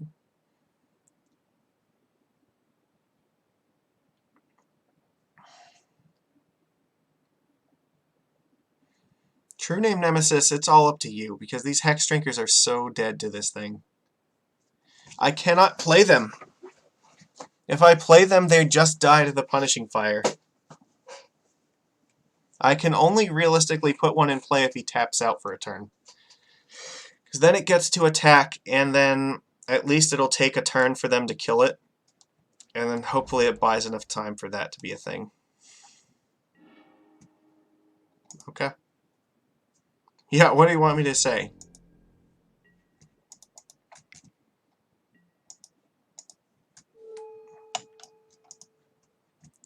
I'm probably going to keep at least one of these on 1 and the other one on 2.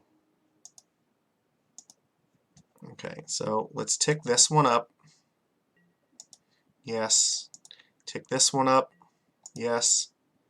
And always no to this one.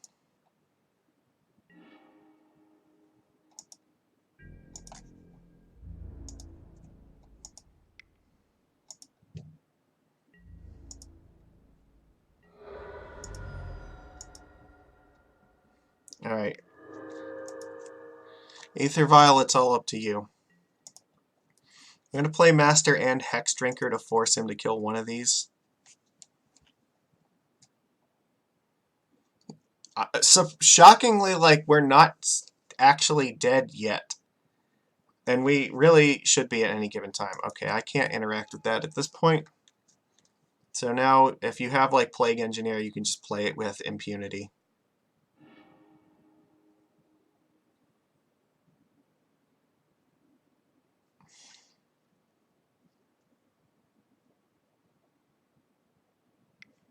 This can only be bad. Life from the Loam. Yeah, I can't interact with that.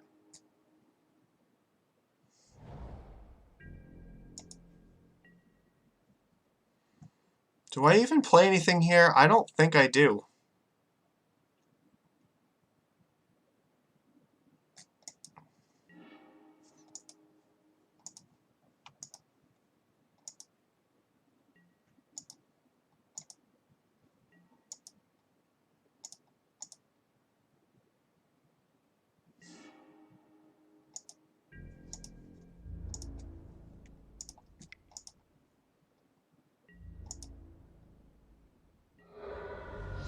He's gotten Wasteland back to his hand, so playing the Mutavault doesn't really do anything, especially because of the port.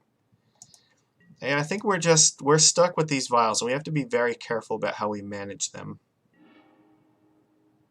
Yeah, they're getting to draw a card every turn. Field of the Dead. Okay, yeah, that makes sense. It's True Name Nemesis, it's all up to you. We have to live for 4 turns in order while this kills them.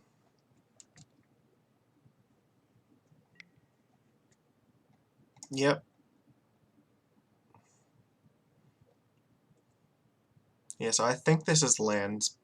I want to say it is because, like, I don't think any of the other decks play exploration in them. I'm not sure if forcing this really helped us, but at the same time, I don't think this Curse Catcher was doing anything anyway, so...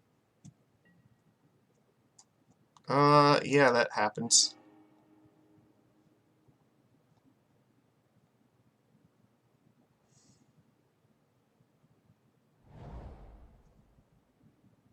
Fuck!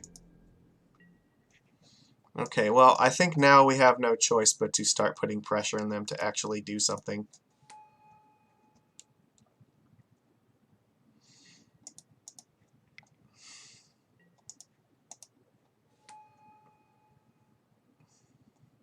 They can kill off, like, the Master, but at least they're going to take 5.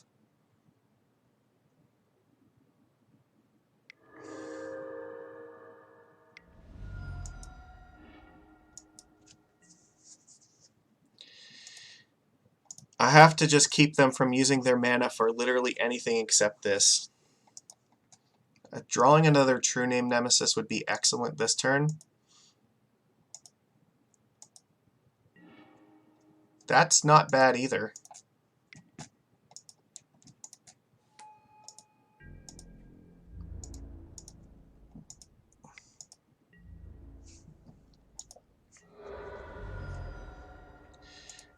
Yeah, I guess we're just overloading them on things that they have to be concerned about now. Are we going to pull this out of our butts? Alright, so you dredge with Life from the Loam. There's nothing here for you to get Merit Lodge with yet. So you play lands, you use 2 of these. I think you can Punishing Fire 1 thing. Cycle. Yeah. Wasteland. Another 3 crop rotations in the graveyard. That's a good sign. We're coming back. Like, Jesus Christ. I don't know how we're winning this, but like we actually have a chance. So we can violin this Hex Drinker. They can only kill like one of these creatures now, I think. We. Oh my god, this is insane. This is another match though where like Relica Progenitus would be way, way better than Grafdigger's Cage. Wasteland, and then... okay, yeah, that's fine. Like, getting Merit Lodge at this point I don't think matters. Yep. Because Merit Lodge couldn't even kill us in 1 turn, right? No, but Merit Lodge plus Punishing Fire could, so... But I think it's too late now. Yeah, though that needed to be in there way earlier than this. I don't think that you can do it from here. Fuck! We won that game. That was incredible. Alright, well, that was ridiculously risky. Well, shit. Alright. I don't know what to do here. So Chalice on 1, I think we need it to stop, like, crop rotation. And also, I think we want crop rotation and Bojuka Bog, though. Like, that's also possible. Oh, and Caracas! Yeah, you know what? Maybe, I don't know. Is Chalice really good here? Probably not. We could put it on 0, but, you know what? I'm going to take it out. Okay, so yeah, we got our combo here with Caracas and alright, that's fine. I think we do want Force of Negation, though. It's probably better than Force of Will. And what else was I going to say? The rest of these cards are kind of okay. I probably Return to Nature as well. Because this can exile Punishing Fire from the graveyard, or like a critical important thing. Oko deals with Merit Lodge if we can survive, which Trickster will help with. True Name is obviously like a card that won us that game, and yeah, I think the rest of these just have to stay like this. Okay, I guess this is what we're doing. Let's see if it works out. We had the tech for this, so let's see if it works. That game was like a gift. Oh, come on! There's no way that I cannot keep this. This is so bad. I guess this is better? Oh, fuck. These are all terrible. Cavern of Souls, I guess, goes on the bottom, right? I need this in case they go for Merit Lodge.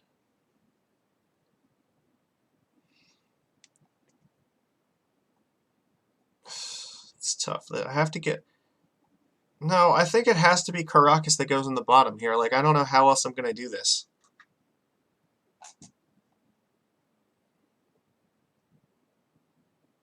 Oh, man, this is tough.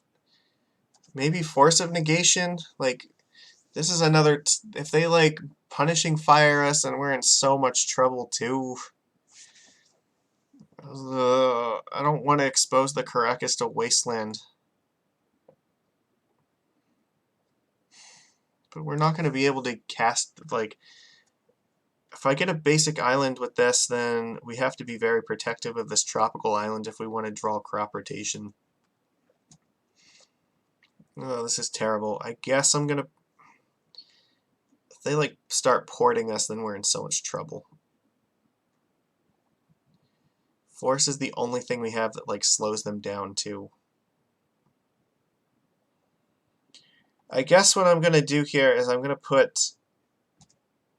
Oh god, I don't have the answer to this. I'm not sure how to do this, because if they have Punishing Fire and they start killing off our lords quickly, then we're screwed.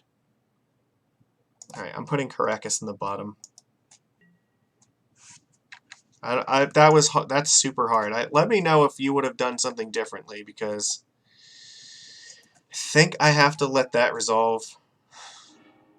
Maze of Ith, yeah, could be way worse.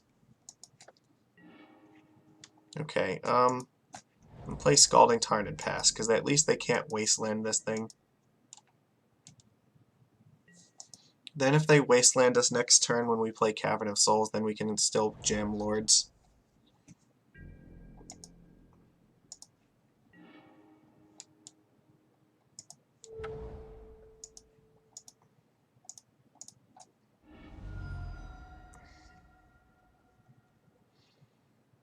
At this point, if they have Wasteland, fuck it. We're just, like, in a ton of trouble anyway.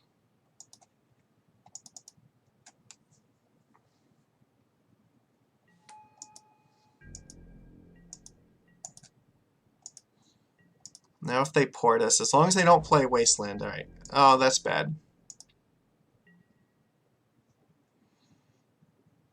God damn it. I hate this card so much! Oh, every single person has it. Alright.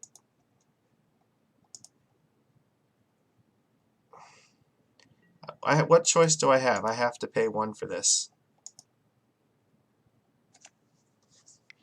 Yeah, they can just port now. Alright, well, I mean, that's good, because at least that gives us a hope of getting 2 creatures out in the play.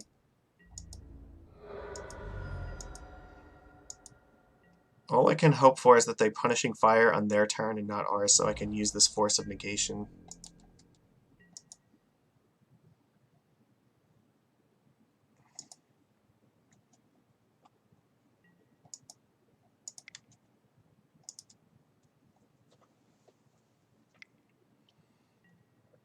Yep. Hey, look what we drew. It's not bad, actually, because it's going to let us continue to pay for this nonsense. So they're out of Punishing Fire range now, and can force him to use Maze every turn. Yep.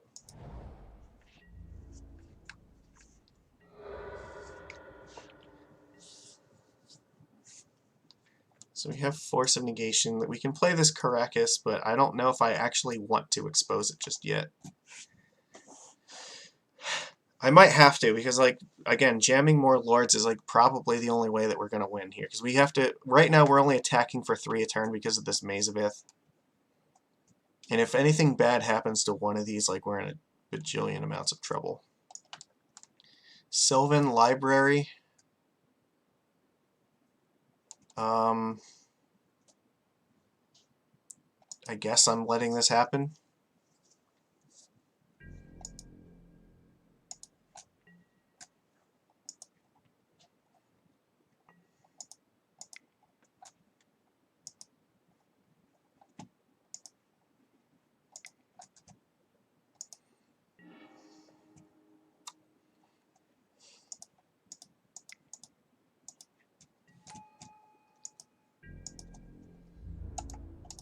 I just have to attack their life total fast enough that they can't library their way out of this.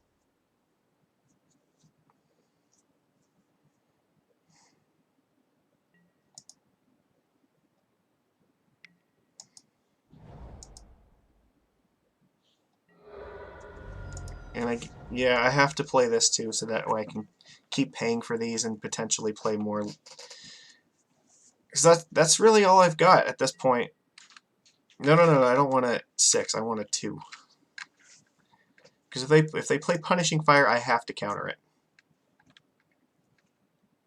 I just need, yeah, like, I assume, well, yeah, like if they'd have to do it twice in their turn. So actually, I don't know if they can right now. I'm not sure what I'm countering with this Force of Negation, but I really want to be able to, just in case something happens.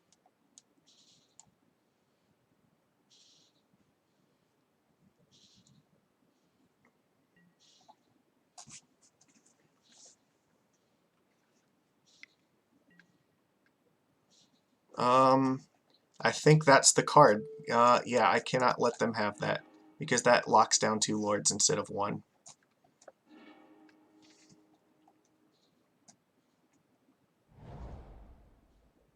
Mm-hmm. You have 3 cards left. You're taking 10 this turn? This might be enough.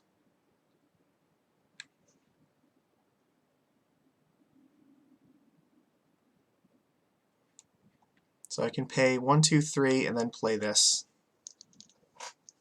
I'll be tapped out, but that's fine. We just have to do that and hope that it's going to work. If we win this match, this is going to be the most ridiculous upset in the history of this channel. Like, our opponent is trying everything right now. So I guess he's looking like he knows what the next 2 cards are on top of his deck. So like, effectively gets to look 1 deeper on each of the next turns, but he only has 1. So I think there's only 1 card he doesn't know about that's going to get to affect this game, unless he can shuffle his deck somehow, or like manipulate the top of his library. But it seems likely that he's dying in 2 turns, because I'm going to attack him for 15. He'll untap 1 of them, take 10, go to 4, and then he has to deal with 4 lords, and I don't think that he can. Yeah, okay. Gamble. What are you going to gamble for? Like Glacial Chasm, I assume?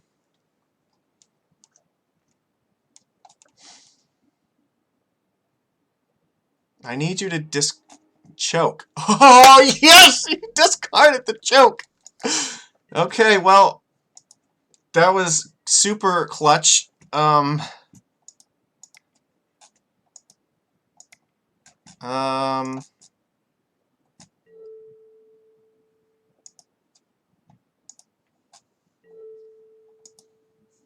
Yeah, I don't think he has anything here. He doesn't, like... That was, oh,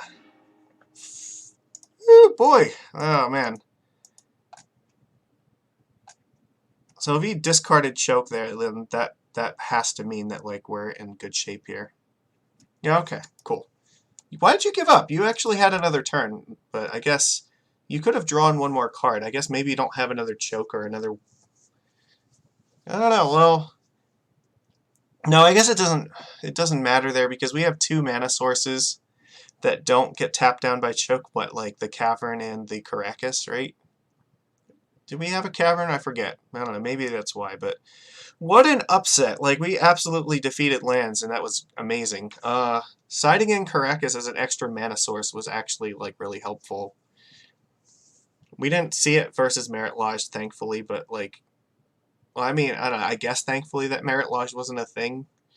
That was still extremely nail-biting, because it really kind of... I think if they would have resolved Choke, we would have been in a shitload of trouble. Man, alright, well... If we can win one more, we get our money back, so let's go for it. This has been an interesting set of matches so far. So, Bant Stoneblade, what was it? Sultai Delver, right? And then Miracles, and then lands. I guess that's pretty representative so far. I think my local meta is going to be a little bit more skewed, though, so I'm not sure how much that's really going to inform me for this weekend, but I am seeing, though, there's a little bit of tension with our green mana versus, like, yeah, and trying to play around Wasteland for True Name, so that's worth noting. That might inform, like, my decision a little bit, that I might want to just play mono blue instead. I don't know, I'm not sure yet. Still trying to feel it out, because I expect to see, like, Death and Taxes, Reanimator, Storm, probably some, like, blue-red Delver, maybe some other forms of it, and probably, like, some numbers of Stoneblade and Miracles. So, Wasteland is definitely not something I can totally ignore.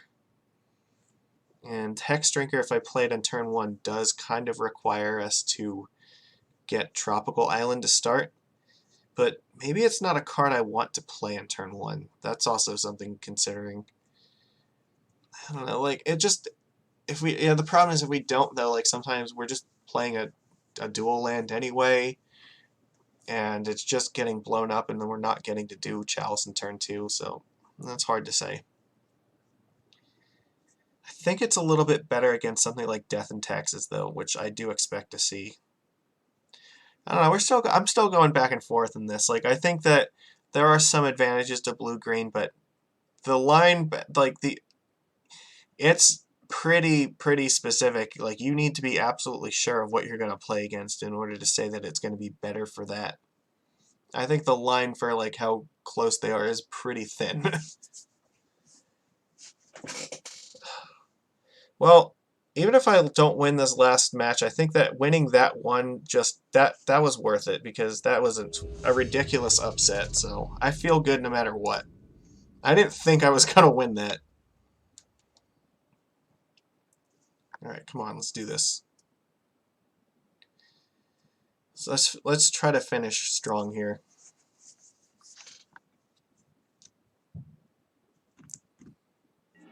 Alright, here we go. We're on the play. Alright, let's do this. Yeah, I think this is fine. We're just going to get Basic Island and play Aether Vial. This is a pretty good hand.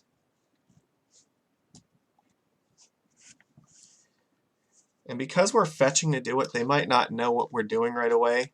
They might be inclined to think that we could be like a Spirits deck, or maybe even a Humans deck for all they know.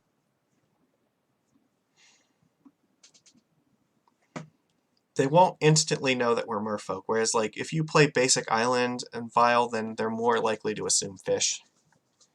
But if you play, like, a non-basic and then do it, then, like, non-basic in a Fish deck is not very common, so...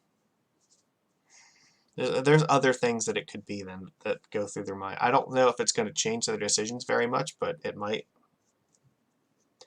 But I do know I want to get this Aether Vial out in turn 1 and then try to hope that that's going to be fine.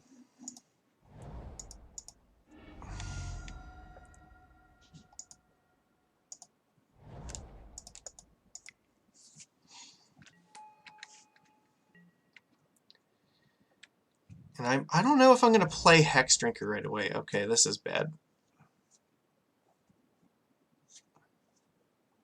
You thinking about Chalice in 1? You might be reconsidering it because of the Aether Vial. I'm not really concerned about that. I have the Aether Vial out to play around this, so...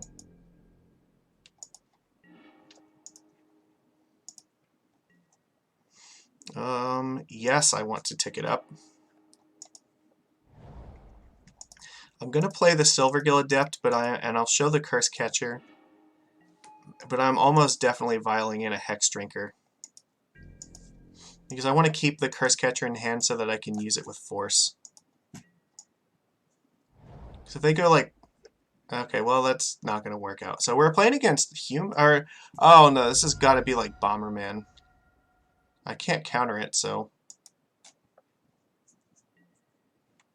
Okay. So this is humans? Like, or what's going on? This could be Death and Taxes, actually. Taxes sometimes play... Alright, so I think that this is probably Taxes. And I'm not going to tick this up just yet. They can't cast Swords to Plowshares, which is kind of nice. I can't so my choices are either try to level this up and then do... That's rough. I could play Master, but the thing is, like, if I level this up, then I can start getting in with it.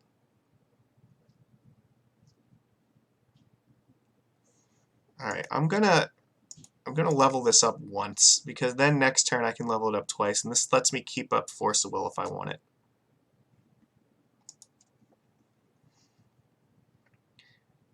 This still could be like a Bomberman deck, but this could be Death and Taxes as well. Because I think they play like 1 or 2 Ancient Tombs in their deck sometimes. Yeah.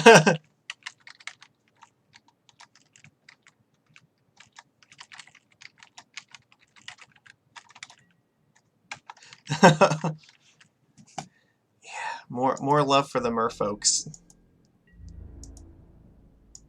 So our attacks are not very good here.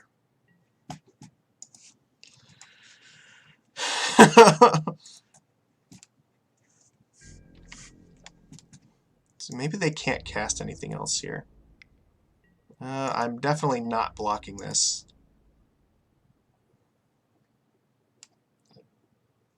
Just, yeah, I don't know. I don't know what he's doing just yet.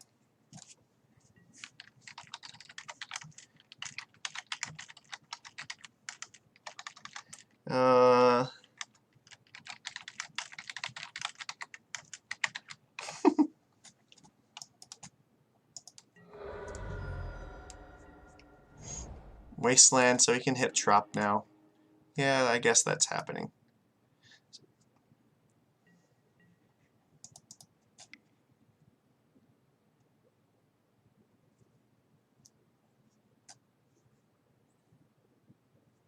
He still can't like Swords to Plowshares, though. That's nice. I don't know if that's something we need to be concerned about, though. We really want to draw a land here. I'm not taking this up yet. I'm going to get this other Hex Drinker out first. Beautiful.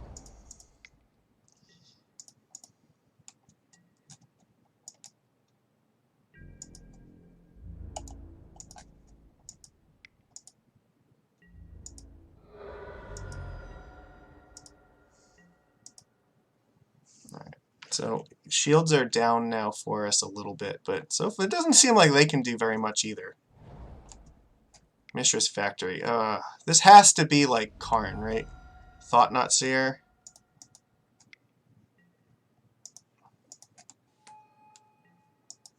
Okay, you can take Master of the Pearl Trident finally.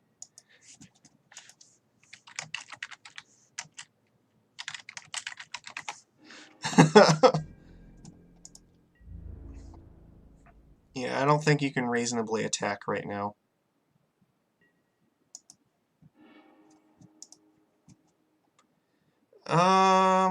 So here's a question. Do I tick Vial up?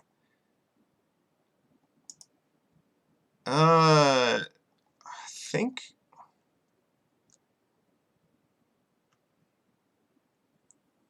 I don't know if I really need this, to be honest. I think I'm not going to tick Vial up.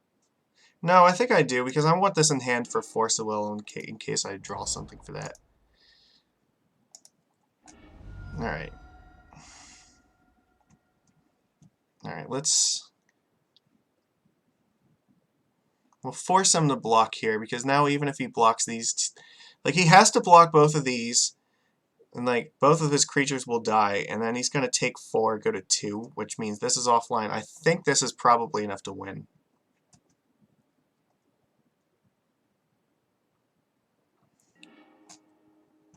Alright, we get Tropical Island.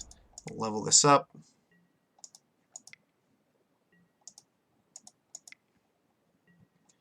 Yeah, because now he has to block these, right? Because even if he just blocks like these two, then these kill him, so... He has no blocks other than this. So Thought-Knot's going to trade with one, and Thalia's going to get chump block. Yeah, there's just so much winning. So, now despite as... Those were very good there, but I actually don't think that they're going to be very good against this deck. So this looks like... Okay, so the Thought-Knot Seer means that he's playing probably Eldrazi Displacer and Containment Priest in the deck. Which means we want Dismember. Probably has Stoneforge Mystic in his deck too, so and we saw Chalice, so I think we want Return to Nature. Need the Dismember, and what else do we want here? The forces are not amazing, but I still think we need them anyway. And I don't think I can afford to take out the Hex Drinkers.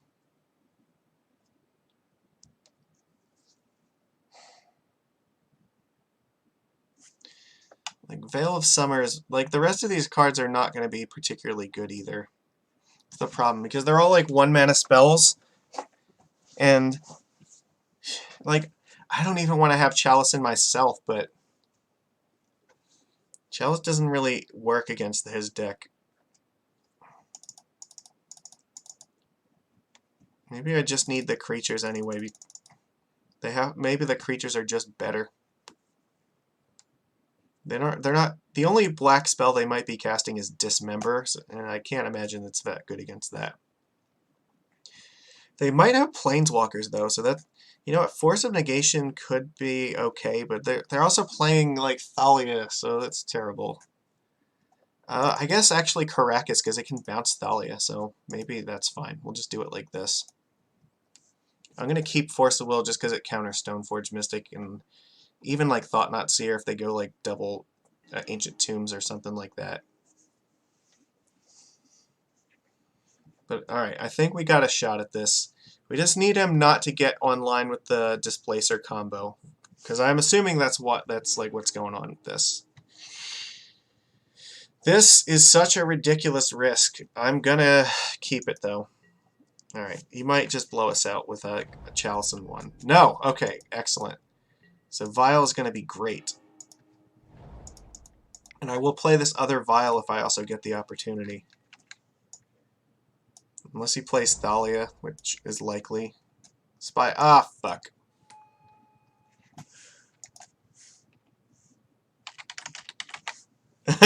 Yeah, I was right. I guess I am not doing that after all.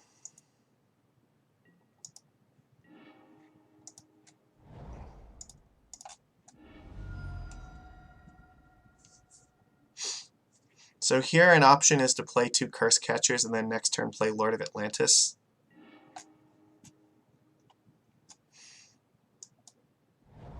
Or I can play a Snake and a Curse Catcher, because I might not get the opportunity to play this again if he draws like Wasteland or something.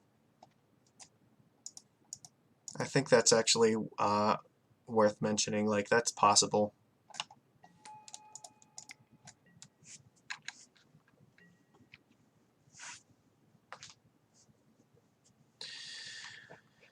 Yeah, so yeah, Return to Nature seems like it was a good include here. Now if we draw another land, we can threaten to turn this into a 4/4, but Stone... No, Thalia, alright. That's not bad. So we really kind of want Basic Island this turn. There's not any point to ticking that up right now. Well, that's pretty awkward. I guess we get the Lord out before Thought-Knot Seer is a thing. And next turn we try to play True Name Nemesis.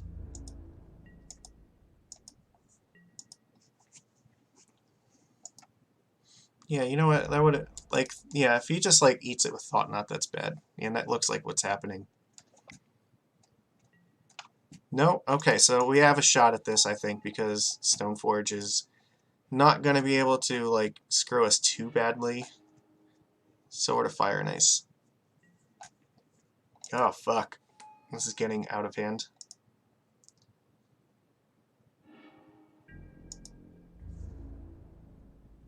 I actually might need to level up this Hex Drinker.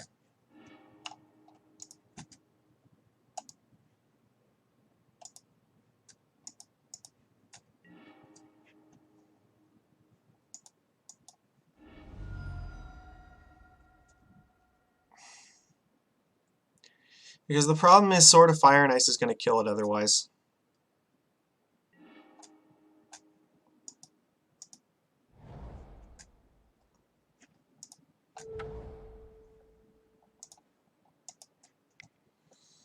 So this is first strike, so I could kill this thing, but I don't know if that's really that good. Like, so, fuck. The Sword of Fire and Ice is going to make this so big and scary. I think my plan just has to be to make Hex Drinker able to deal with this. Because I can, if I get it to a level 8, then I can actually block. That's where I'm going with this.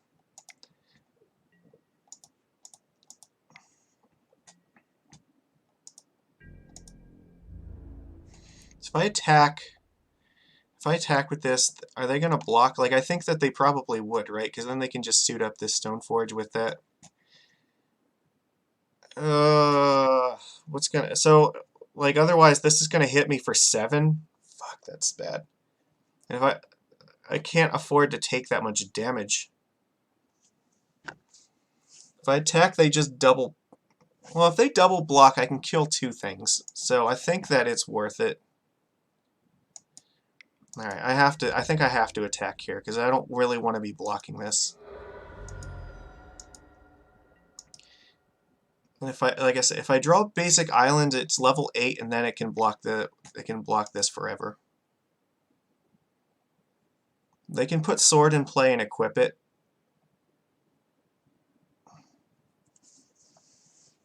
But I have to do something quickly because like these equipments are going to get out of hand. Yeah, I think that just getting equipped in here, and I'm probably going to take 5, and they'll kill off Lord of Atlantis. Ooh, that's interesting.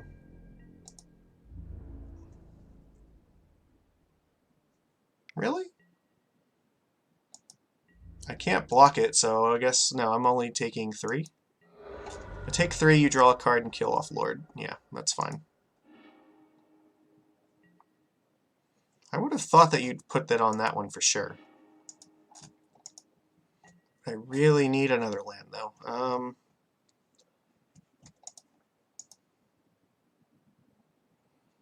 Okay, I guess what I'm doing here is...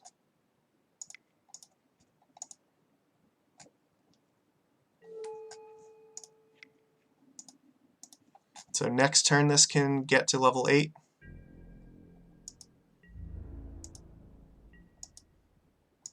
I'm going to take a big hit though, but at least I will have something to block the Sword of Fire and Ice.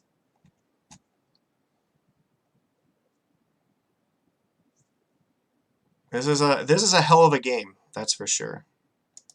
Yeah, they're not taking any chances on like Force of Will. Yeah, so you get 2 charge counters, but I don't know what you're going to do with them, like...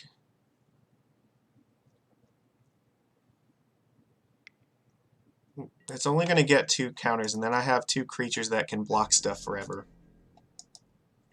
Right, these are not -1/-1 counters, it's just till end of turn. I don't think I can afford to block this, because if I block this, then he's just going to kill it.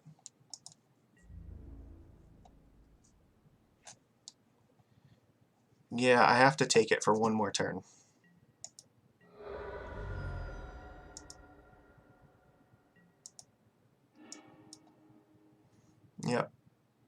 No! The Sword of Fire and Ice is gonna kill this thing. Fuck.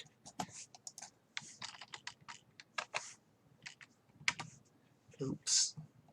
Damn it, I forgot about that. That it can kill the creature, because now they can use the GT counters on it. Oh, that was a fucking blunder and a half. So I know I needed to kill the Stoneforge Mystic and make them use the counters in that.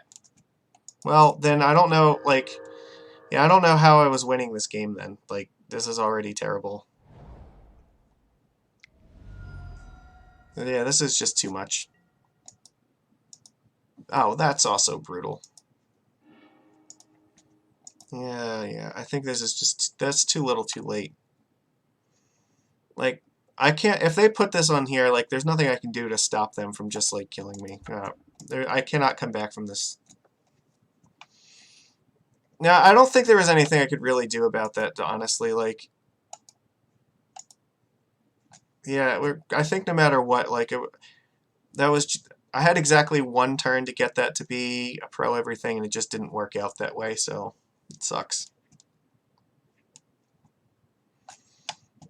So yeah, they have Walking Ballista, which is terrible. Yeah, Hexproof from blue and black doesn't really do anything. Ugh. None of these cards are terribly relevant. Alright, we're just running it back. Terrible. Alright. Well, the good news... I guess, yeah, we're going to play and hope that we can get underneath all this nonsense. This is actually not very good at all. No, we need something better than that. I guess this is better than that, but not by a whole lot. If they wasteland me, I am so fucked. But I have no choice. Like, I have to keep this. I don't even know what I put on the bottom here. I guess... Force of Will, right?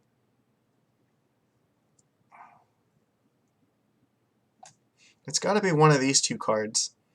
So what's worth less to me? If they cast Stoneforge Mystic, I can use Return to Nature to blow up the sword. Or I can just counter the Stoneforge, but I am 2 for 1 myself there. I think because I'm on a mulligan, I don't think I can afford... Like, they might just have Cavern of Souls anyway, so... we just have to kind of hope for the best. Hope that, you know, Return to Nature is going to get there and they're not going to wasteland my tropical island. Alright, pass. This is not a super great hand, but we're going to hope and pray. Oof. Yeah, I don't know. This is all terrible. Yeah, so this means Stoneforge is certainly on the way. Dismembering this thing? Yeah, okay.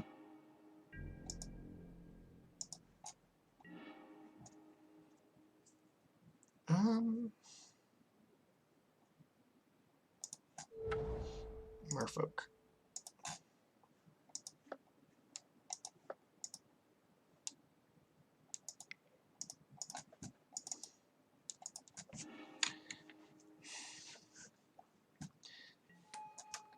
Probably just hoping that we draw like another tropical island or a fetch land.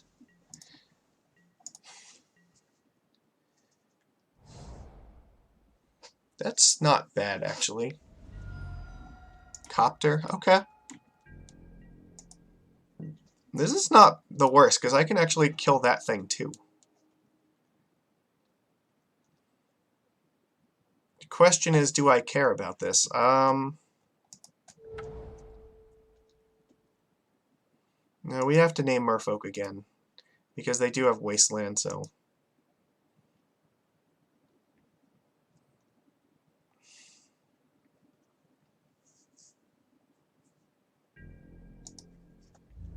We're just going to attack for 2.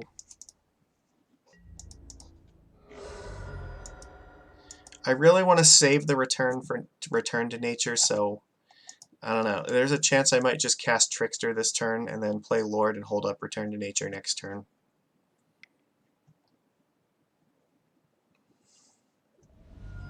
Stoneforge Mystic, yeah. Probably can't use that mana, though. Which means if you crew the copter, that's actually fine. This is going to hurt you a lot. We might actually have this game.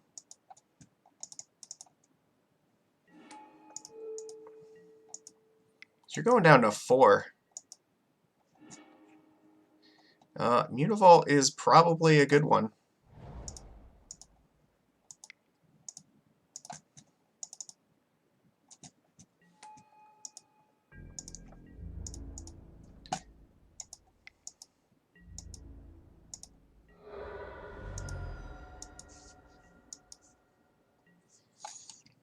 I'm hanging on to this for as long as I can.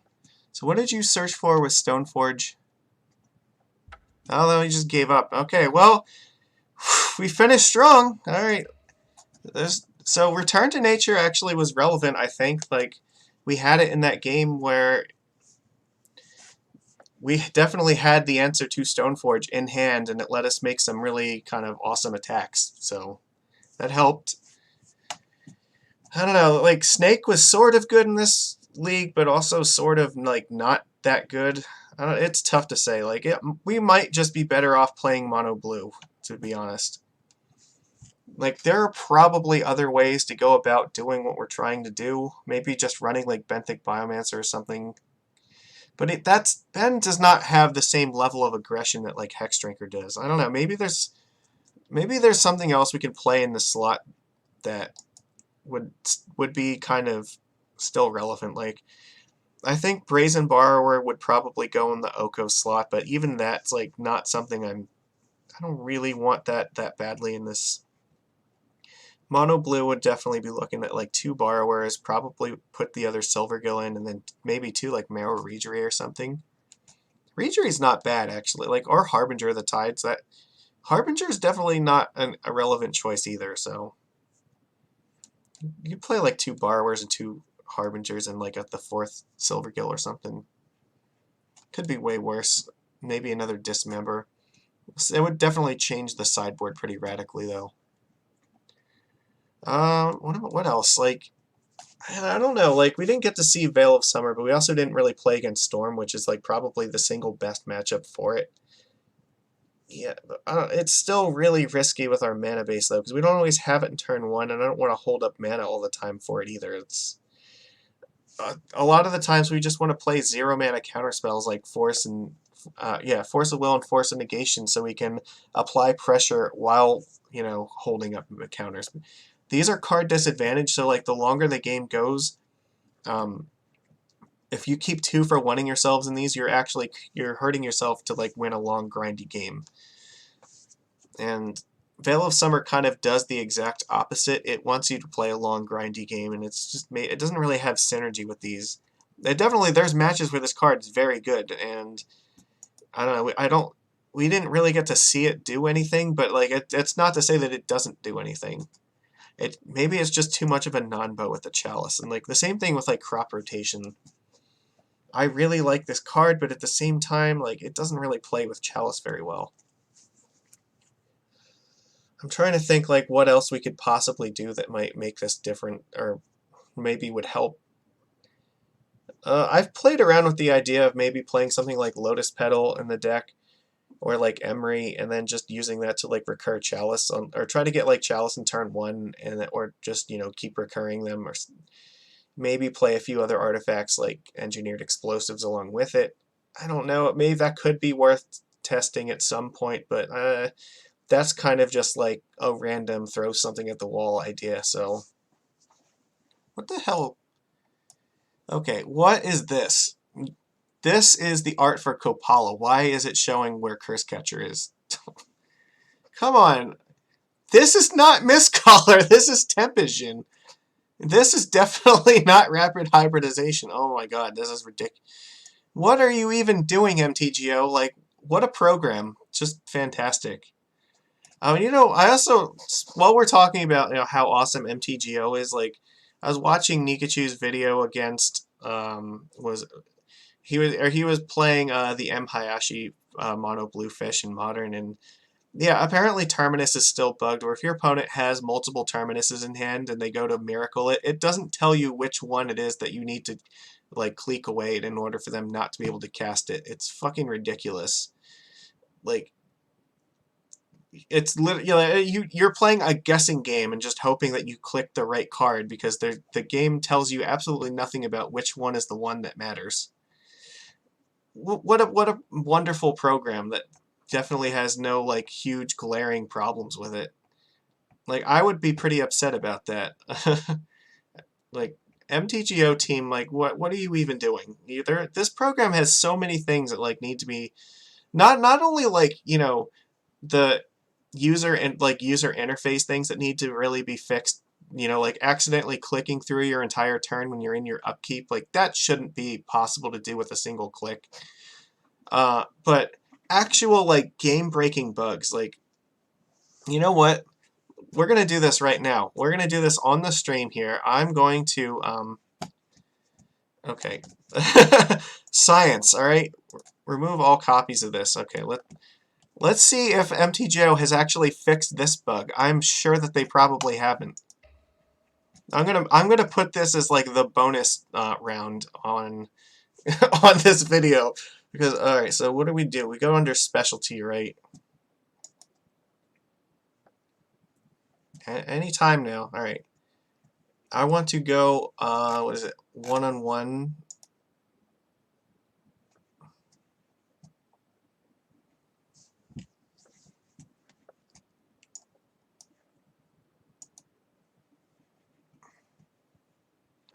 Okay. How the hell do I do this? Like, the interface is actually changed here. What the fuck do you mean import deck? Oh, that's for Vanguard. Ah, freeform open play. Okay. No, I don't want to test that. I want to see if they bothered to fix. No, I don't have this here. Where are, like, the rest of my decks?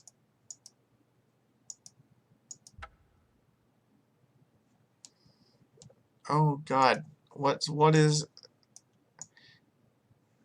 Okay, well, we're doing this. No, you guys are gonna watch me do this. Okay, we're gonna create a new copy of this deck,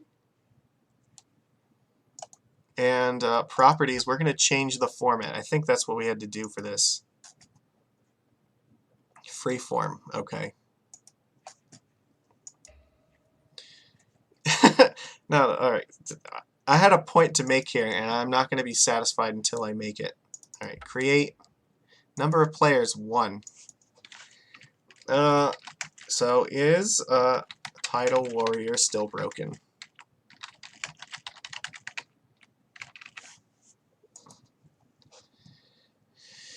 Okay.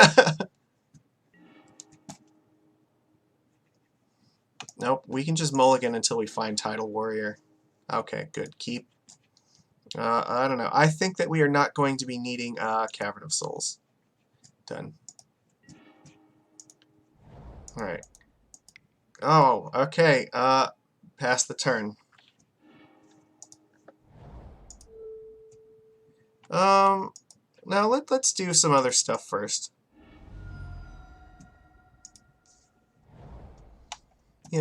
We'll make sure that there's an actual game state here so that we can see for a fact that it's gonna, revert back to something. Yeah, I will attack myself.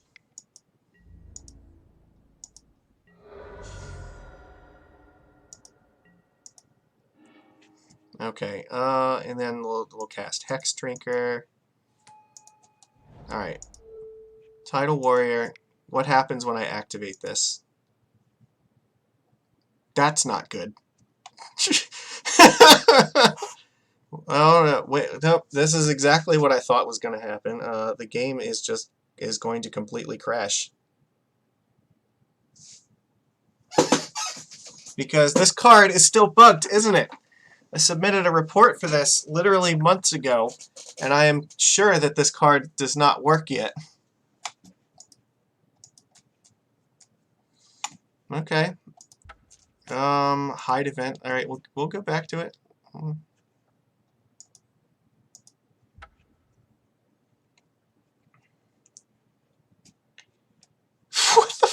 is this? Shiny play, dual utility card template. What? It just crashed. Like, okay, hold on. All right, let's restart MTGO. Yeah, you guys can see what my desktop looks like. It's still the same. Spoiler alert, there's nothing really different here. I try to keep my desktop at home nice and clean, and I still have, you know, I'm probably going to pick a different Bolas wallpaper to put on here eventually. This is, I think, Torment of Hailfire, and it's been there for a while. Alright. I hope that you guys are enjoying this, because I am absolutely in love with this idea that we have a 6th secret match to see if this card is still broken. You know what? The Legacy community deserves better than this.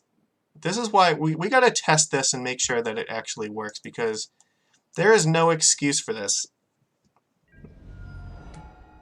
Oh yeah, it's still broken. There is no way that it's not.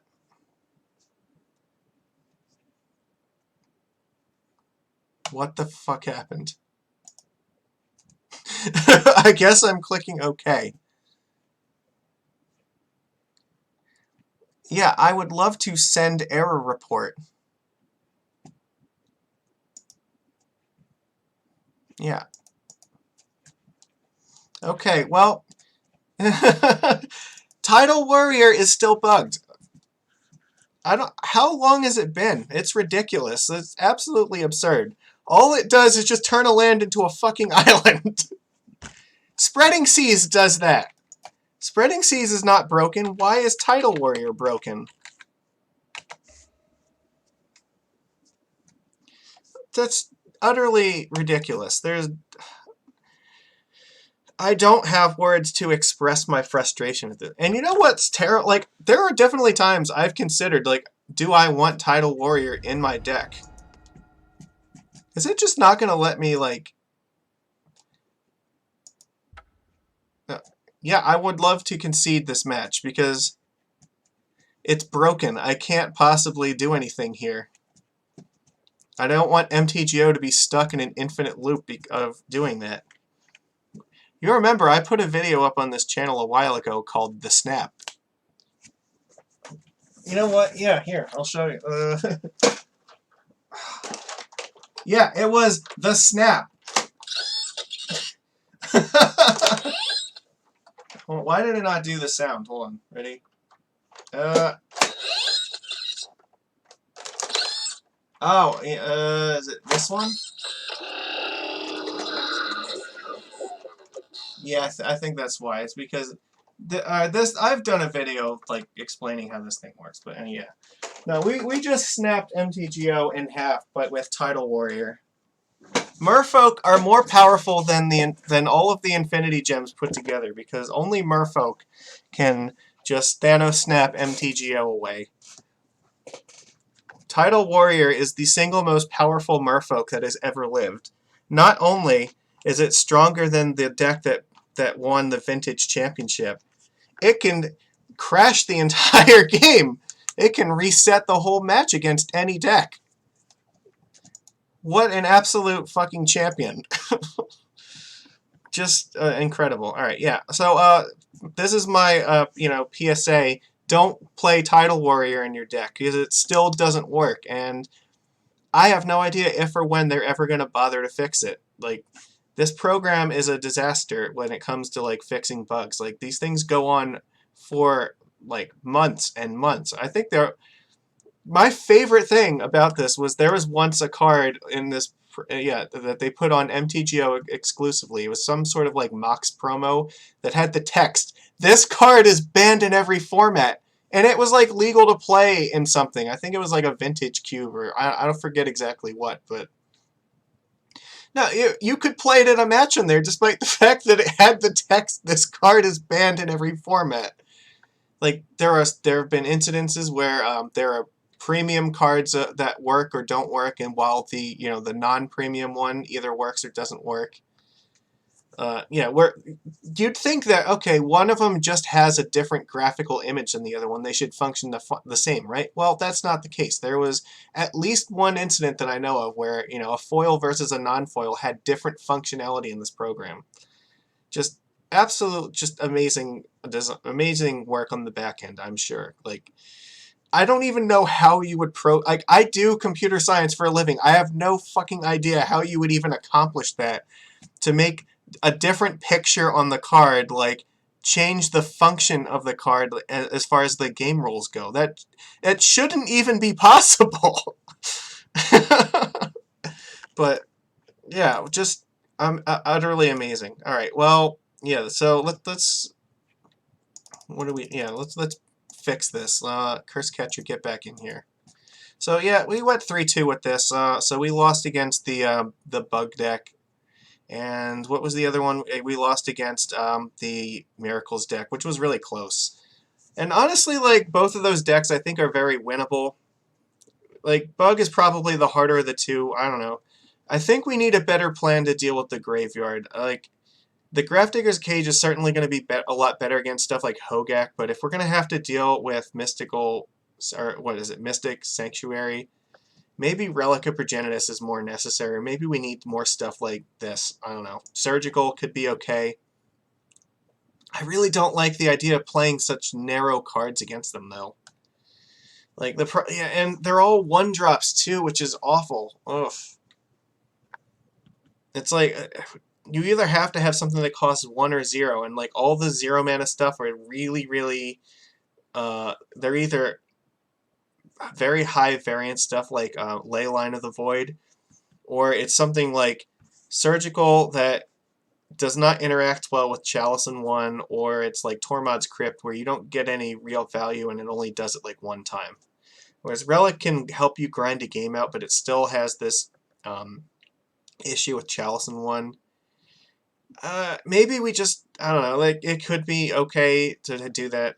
I don't know what the right answer is to it, but I think that I didn't really want Graveyard Hate against the Miracles deck before, but I think a Snapcaster wasn't enough reason. But if they're going to play like fucking 5 Terminuses in 1 game because of those Sanctuaries, I think we need a better plan for how to deal with it. Because just forcing it is not enough. Like, maybe we need more of these. But even that, like, we didn't have this at all the time, and I don't think we're going to have it every time. So, I don't know. I have to think about that. Maybe just, I hate the idea of like having to play Bajuka Bog against him, but maybe that's something that has to happen. Like, you bring in Crop Rotation and Bog. I don't know. That it could be, but I don't have a way to pick it back up. Like, they'd have to redesign how the deck kind of works like that. You need something like Venser or Boomerang to go with it. Not out of the question, but it's definitely something that needs to be addressed in deck design, because like these cards do not address that particular hole very well. And I still think that even as is, like, that match is still probably very winnable with these cards. Like, we saw Hex Drinker was actually pretty good. Like, you know, if it even just threatening to become a 6/6, like, protection from everything is really scary. It forces them, like, it's like having Phantasmal Image copying True Name Nemesis without it being super weak to Plague Engineer. That's really the long and the short of it. So I did a very good job. I think, again, it's, you know, not, as far as design goes, like, I like that the image, it's better than the image, probably. It's more aggressive, but there are trade-offs to it. I don't know if it's worth it or not. I'll have to consider it. Like, this will not be the last time that I play blue-green in this channel, though, for sure. So, alright, I've rambled for long enough. You guys have been awesome for continuing to watch all these videos of me playing. I know Legacy's not like the most popular format that I do on this channel, but for like this week in particular, it's really important because I have, like I said, I have the 1K coming up on Saturday, and I need to just get the practice in for that. So I won the last one, and I'm very interested in trying to win the next one so I can get more tropical islands and paper. Yeah, that would be nice because I only have 2 right now, so it's gonna make it kind of hard. I don't know what my answer to that's going to be, or how I'm going to address that yet, but that's a different discussion. So, yeah, but thank you guys, everybody, for watching. Please like this this video, and subscribe, comment in the and down below. I try to make sure that I at least read all the comments, and I'll respond to them too. Like, I do my best with that. I don't like filter anything out as long as it's not like breaking YouTube's terms or anything. If you want to tell me that I suck or that I need to like get good scrub, like go right ahead. That's fine. I can take it on the chin. All right. I'm a big boy. Yeah, all right, but yeah, no, absolutely. Like, if you have suggestions of better lines for things, or if you have different opinions, like, I will tell you like why I think that, either why I did what I did and I agree with what I did, or maybe I'll say that what, I like your idea better. I'm all about growing and learning and hearing different people's perspectives on this stuff. So yeah, I'm totally down to interact. And as always, if there, you can always check on Twitter if for whatever reason, like if I'm not going to be able to put a video up at a normal time, I'll usually say something there about it. Yeah, that's, and I also post a bunch of really fun Merfolk memes in there. You know what? Here, let me see.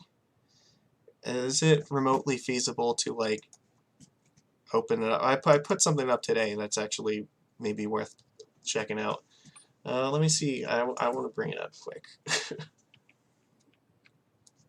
So you can see the kind of quality content that you get for following me on Twitter.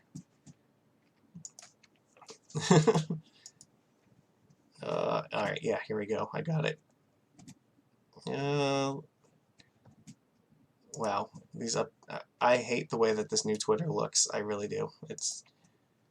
But you know what? Here we go. Yeah. Oh, this was for today. This is what I came up with during my lunch break. So yeah, if you love Merfolk memes, absolutely, Lord Magic, Twitter.com/LordMagicus, where talking about Wizards of the Coast. They post their Pioneer updates after lunch. So how many courses do you think that their lunch has? Yeah, they banned 3-card stay in Pioneer. So I'm not gonna go into that right now because we already have more than enough stuff going on. But yeah, I always post stuff on here. Absolutely, follow me on Twitter. Like I said, like, subscribe, comment. I'm totally into all that. And yeah, thank you so much for your support. It really means a lot to me. So, all right, well, I am going to get going because this has been going on for over 2.5 hours now, and I could not listen to me talk for this long. So I'm sure that you probably are getting tired of it too. All right. Good night, everybody. Take it easy. I will see you probably either Wednesday or Thursday, and it might be one more Legacy before the 1K this weekend, or if I feel like I've got a hold on it, I might just play Pioneer and Modern. Who knows? I'll see what it's like when I get there, but I promise we'll get back to that. So, all right, take it easy, everybody.